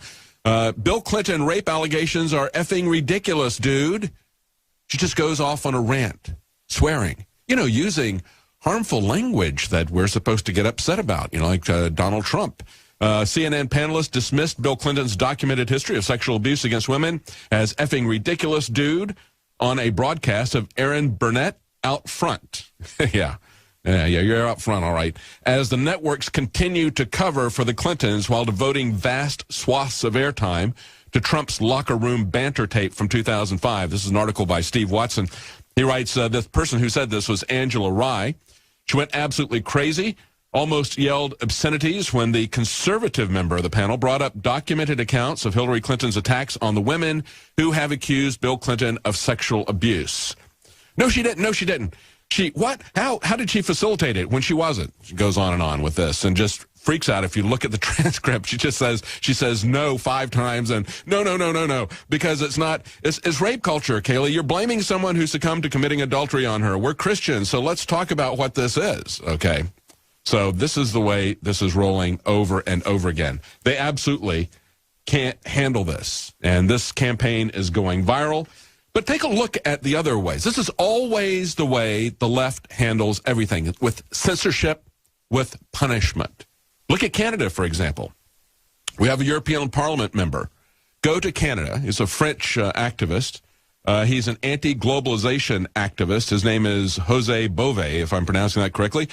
He was told to leave Canada by today, preventing him from speaking at an event that would oppose a planned EU-Canada free trade deal. See, it isn't just the TTIP. It isn't things just like NAFTA, TPP, and others. The Canadians have their own free trade deal, which is consolidating all this. And it is not simply because they don't want free trade and open markets. It isn't about free trade and open markets. And when the Republicans or libertarians tell you that it's about free trade, you really are being deceived. You really need to look at this. It's about so much more than even the economics behind it. It's also about the freedom of the internet. And it's also about the freedom to make your own laws about the environment. Now, I would disagree with this guy. He's a green candidate. I would disagree with him, but I think we ought to be able to make that decision with elected representatives, country by country, not have that decision made for us by some corporate global entity that is going to dictate the terms of our economy to us and tell us precisely who's going to be allowed to have factories and who isn't, and how those factories are going to be fueled and how they're not going to be fueled. It was a Council of Canadians, listen to this, a social justice nonprofit. It's always the social justice people, right? It's the social justice people who scream in your face, just like this person yesterday on CNN.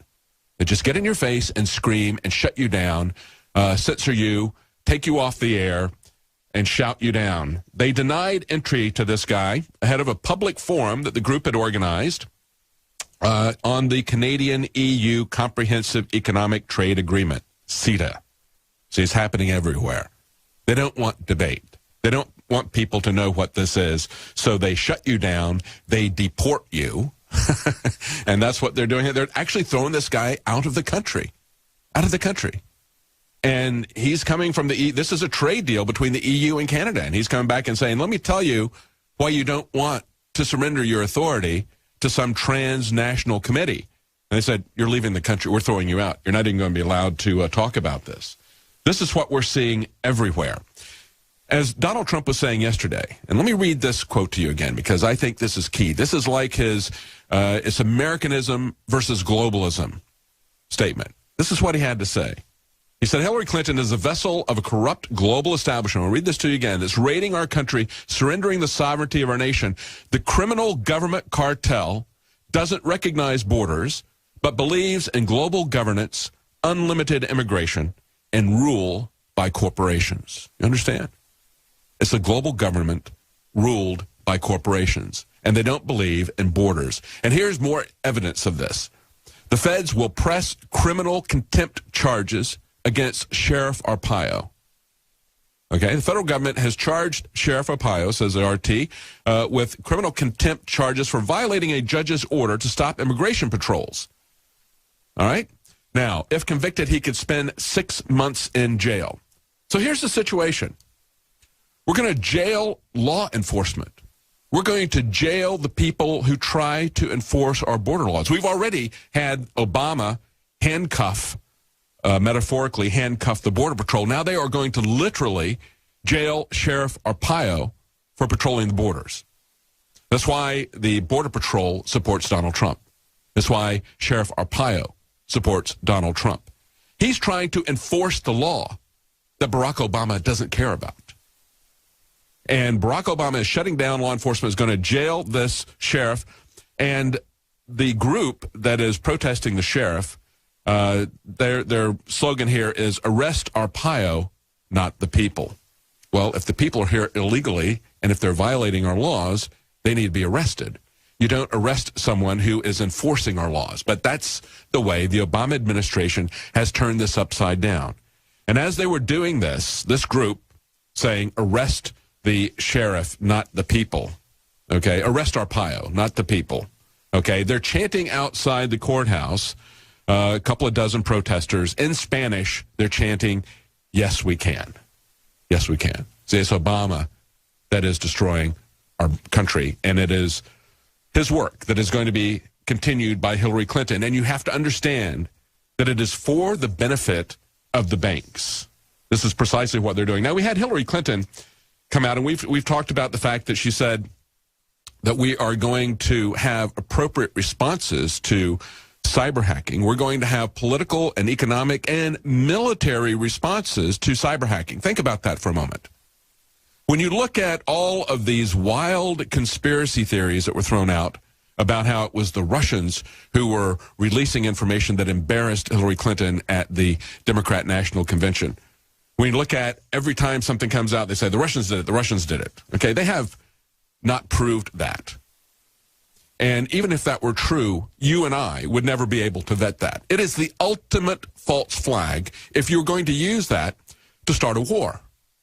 And understand that when you create economic sanctions against a country, that is the first stage towards war. And that's what we're doing right now against Russia. But they're talking about military strikes in response to cyber hacks. Do you realize how dangerous that is? That is the ultimate false flag technique. We have to take their word that there was a cyber hack in the first place. We don't even know in some of these cases if they say, well, somebody hacked into our personnel files or whatever, and federal government got all of our federal employees' personnel files. So we don't know for sure that happened. We're taking their word for it that it happened. We certainly don't have any way to validate who did that. But they can say something happened, and then they can finger the Russians for it, and then they can start a military response. And now we have Obama doubling down on that. He says he's going to consider proportional responses to Russian hacking, threatening them. Again, they're escalating this, okay, saying, oh, you keep releasing information about us. And again, I don't believe that this information is coming from Russia. Neither did Bill Binney, former technical director of the NSA. He believes that it's people inside the intelligence community, inside the military, who are doing this because they're concerned about what Hillary Clinton and Obama are doing. They know what's being discussed behind closed doors. They know how they're trying to take this country down. They know how they've betrayed intelligence officers, probably cost them their lives with her careless actions, as Comey called it. Actually, there are multiple felonies, violation of national security. So they're very concerned about what's going to happen with this. And so they want the American public to know. And I think whoever is doing this is a hero, just like Ed Snowden was a hero. They always attack and try to kill the messenger, try to distract you from seeing the information and label these people. But now what they're doing is they're constantly blaming the Ruskies, going toe-to-toe with the Ruskies and about to do nuclear combat, toe-to-toe with the Ruskies. Obama will consider a proportional response to recent hacks conducted by Russia. They say, we will obviously ensure that a U.S. response is proportional, but it's unlikely that our response will be announced in advance. It's certainly possible the president could choose response options that we never announce. So we could have a cyber hack that we can't even verify was a cyber hack. They can then blame it on Russia, and we have no way of verifying that. And they can do it after they've already attacked Russia or done something. So they say, we're not going to announce in advance what we're going to do. We're just going to do something. And they are threatening Russia with this, whether Russia is behind this or not. They are going to blame Russia, and they're going to try to use this as an excuse to escalate war. Russia is very concerned about this. They just had a civil defense bill, or drill that was 40 million people, hundreds of thousands of government officers were moving people around. Of course, we don't ever have anything like that here in America because, first of all, Americans don't think that nuclear war could ever touch us. We've never been touched by war here in America. And so they don't think that it could happen. It's very foolish, isn't it? But of course, even during the height of the Cold War, there was never any civil defense program created by our government. It was the Russians that did that to try to protect their people. Here in America, the only people that we really worry about protecting are those at the very top. They get underground bunkers to protect them. But if you want it, you're on your own. You can go out and buy a bunker like people were doing back in the 1950s and 60s, and when you do it, they're going to laugh at you for doing that and trying to take care of yourself. That's funny. Anyway, they say the posting of thousands of emails from political officials on sites like DCleaks.com and WikiLeaks, as they say from the Homeland Security, these thefts and disclosures are intended to interfere with the U.S. election process. Oh, yeah. Okay. Who's interfering with the election process? Well, they say it's Russia, and so they're talking about how they're going to attack Russia. They're taking it very seriously. Washington Examiner says former Soviet leader Gorbachev says U.S.-Russia tension has reached a dangerous point. He said that ending talks between the two world powers was the biggest mistake. See, think about the fact that throughout the GOP primaries, when we had debates, everybody was beating on Donald Trump for saying that he would talk to the Russians. Remember that? Remember Carly Fiorina? I wouldn't talk to them. I'd just show them how strong I am. I'd do something to them first. And that's what Obama is saying. That's what Hillary Clinton is saying. That's what the mainstream media is saying. Don't talk to these Ruskies. Just drop a bomb on them or something. You know, declare a no-fly zone in Syria, says General Petraeus and other generals, and it isn't going to cost us anything. We can take down all their planes and shoot down the Russian planes with cruise missiles. That is insane. That is insane. That is truly mutual assured destruction, the revival of the Cold War, but even pushing it further, I think, in terms of language. And, of course, this is in response to Secretary of State John Kerry threatening to stop all talks, all cooperation with Russia in the region, unless Russia ends its bombing of Aleppo in support of Syrian President Bashar Assad, okay? Understand that they're not, when they support Assad, who are they fighting? Well, that would be ISIS, wouldn't it? So Secretary of State John Kerry says, if you don't stop fighting ISIS, we're going to stop talking to you. We are going to take action against you. That's the reality. Meanwhile, Russia is escalating things, creating their own no-fly zone in Syria. Remember, Russia was invited in by the Syrian government that Obama and Hillary were determined to overthrow, just as they overthrew Gaddafi in Libya, and created what there? What do we have there? What do we have in Iraq where we did the same thing? Do we have peace, stability? Are things better off? We've been to war twice in Iraq, and now we have continual fighting in that area, as well as Libya being turned into an arms bazaar for ISIS and al-Qaeda. Well, the Russians were invited in by the Syrian government. They have now said on their own that they're going to have a no-fly zone because they've been invited in there by the government. We are there in support of the rebels. And now Russian senators are backing a permanent deployment of the Russian Air Force to Syria. This is out of RT. They say Russian senators have ratified an agreement that allows permanent deployment of the country's Air Force in Syria, solidifying Moscow's projection of power in the Middle East. If their policy isn't suicidal, it is short-sighted, isn't it? We'll be right back. Stay with us. Welcome back to the Alex Jones Show. I'm David Knight. Before we get back to the news, I just want to remind you that we have a flash sale on Knockout Sleep Support. 25% off at InfoWarsLife.com. It's a great natural product. I have used this in the past. It has no lingering effects, but boy, it really gives you a sound night's sleep. When you really need to get a sound night's sleep, this is a great natural way to do it. 25% off right now, just today, flash sale at InfoWarsLife.com. Also ending today is our sale on DNA Force, 23% off. And as we pointed out, this is a very expensive product to produce, and so a 23% discount is a huge savings that you can take advantage of. This is your last day to get 23% off DNA Force. It contains BioPQQ, backed by 175 clinical studies, very hard to secure, very expensive to produce, $30,000 per batch just for that one ingredient. And, of course, there's other very helpful ingredients in that as well. Again, 23% off is a big discount, a big savings, and you can get that at InfoWarsLife.com.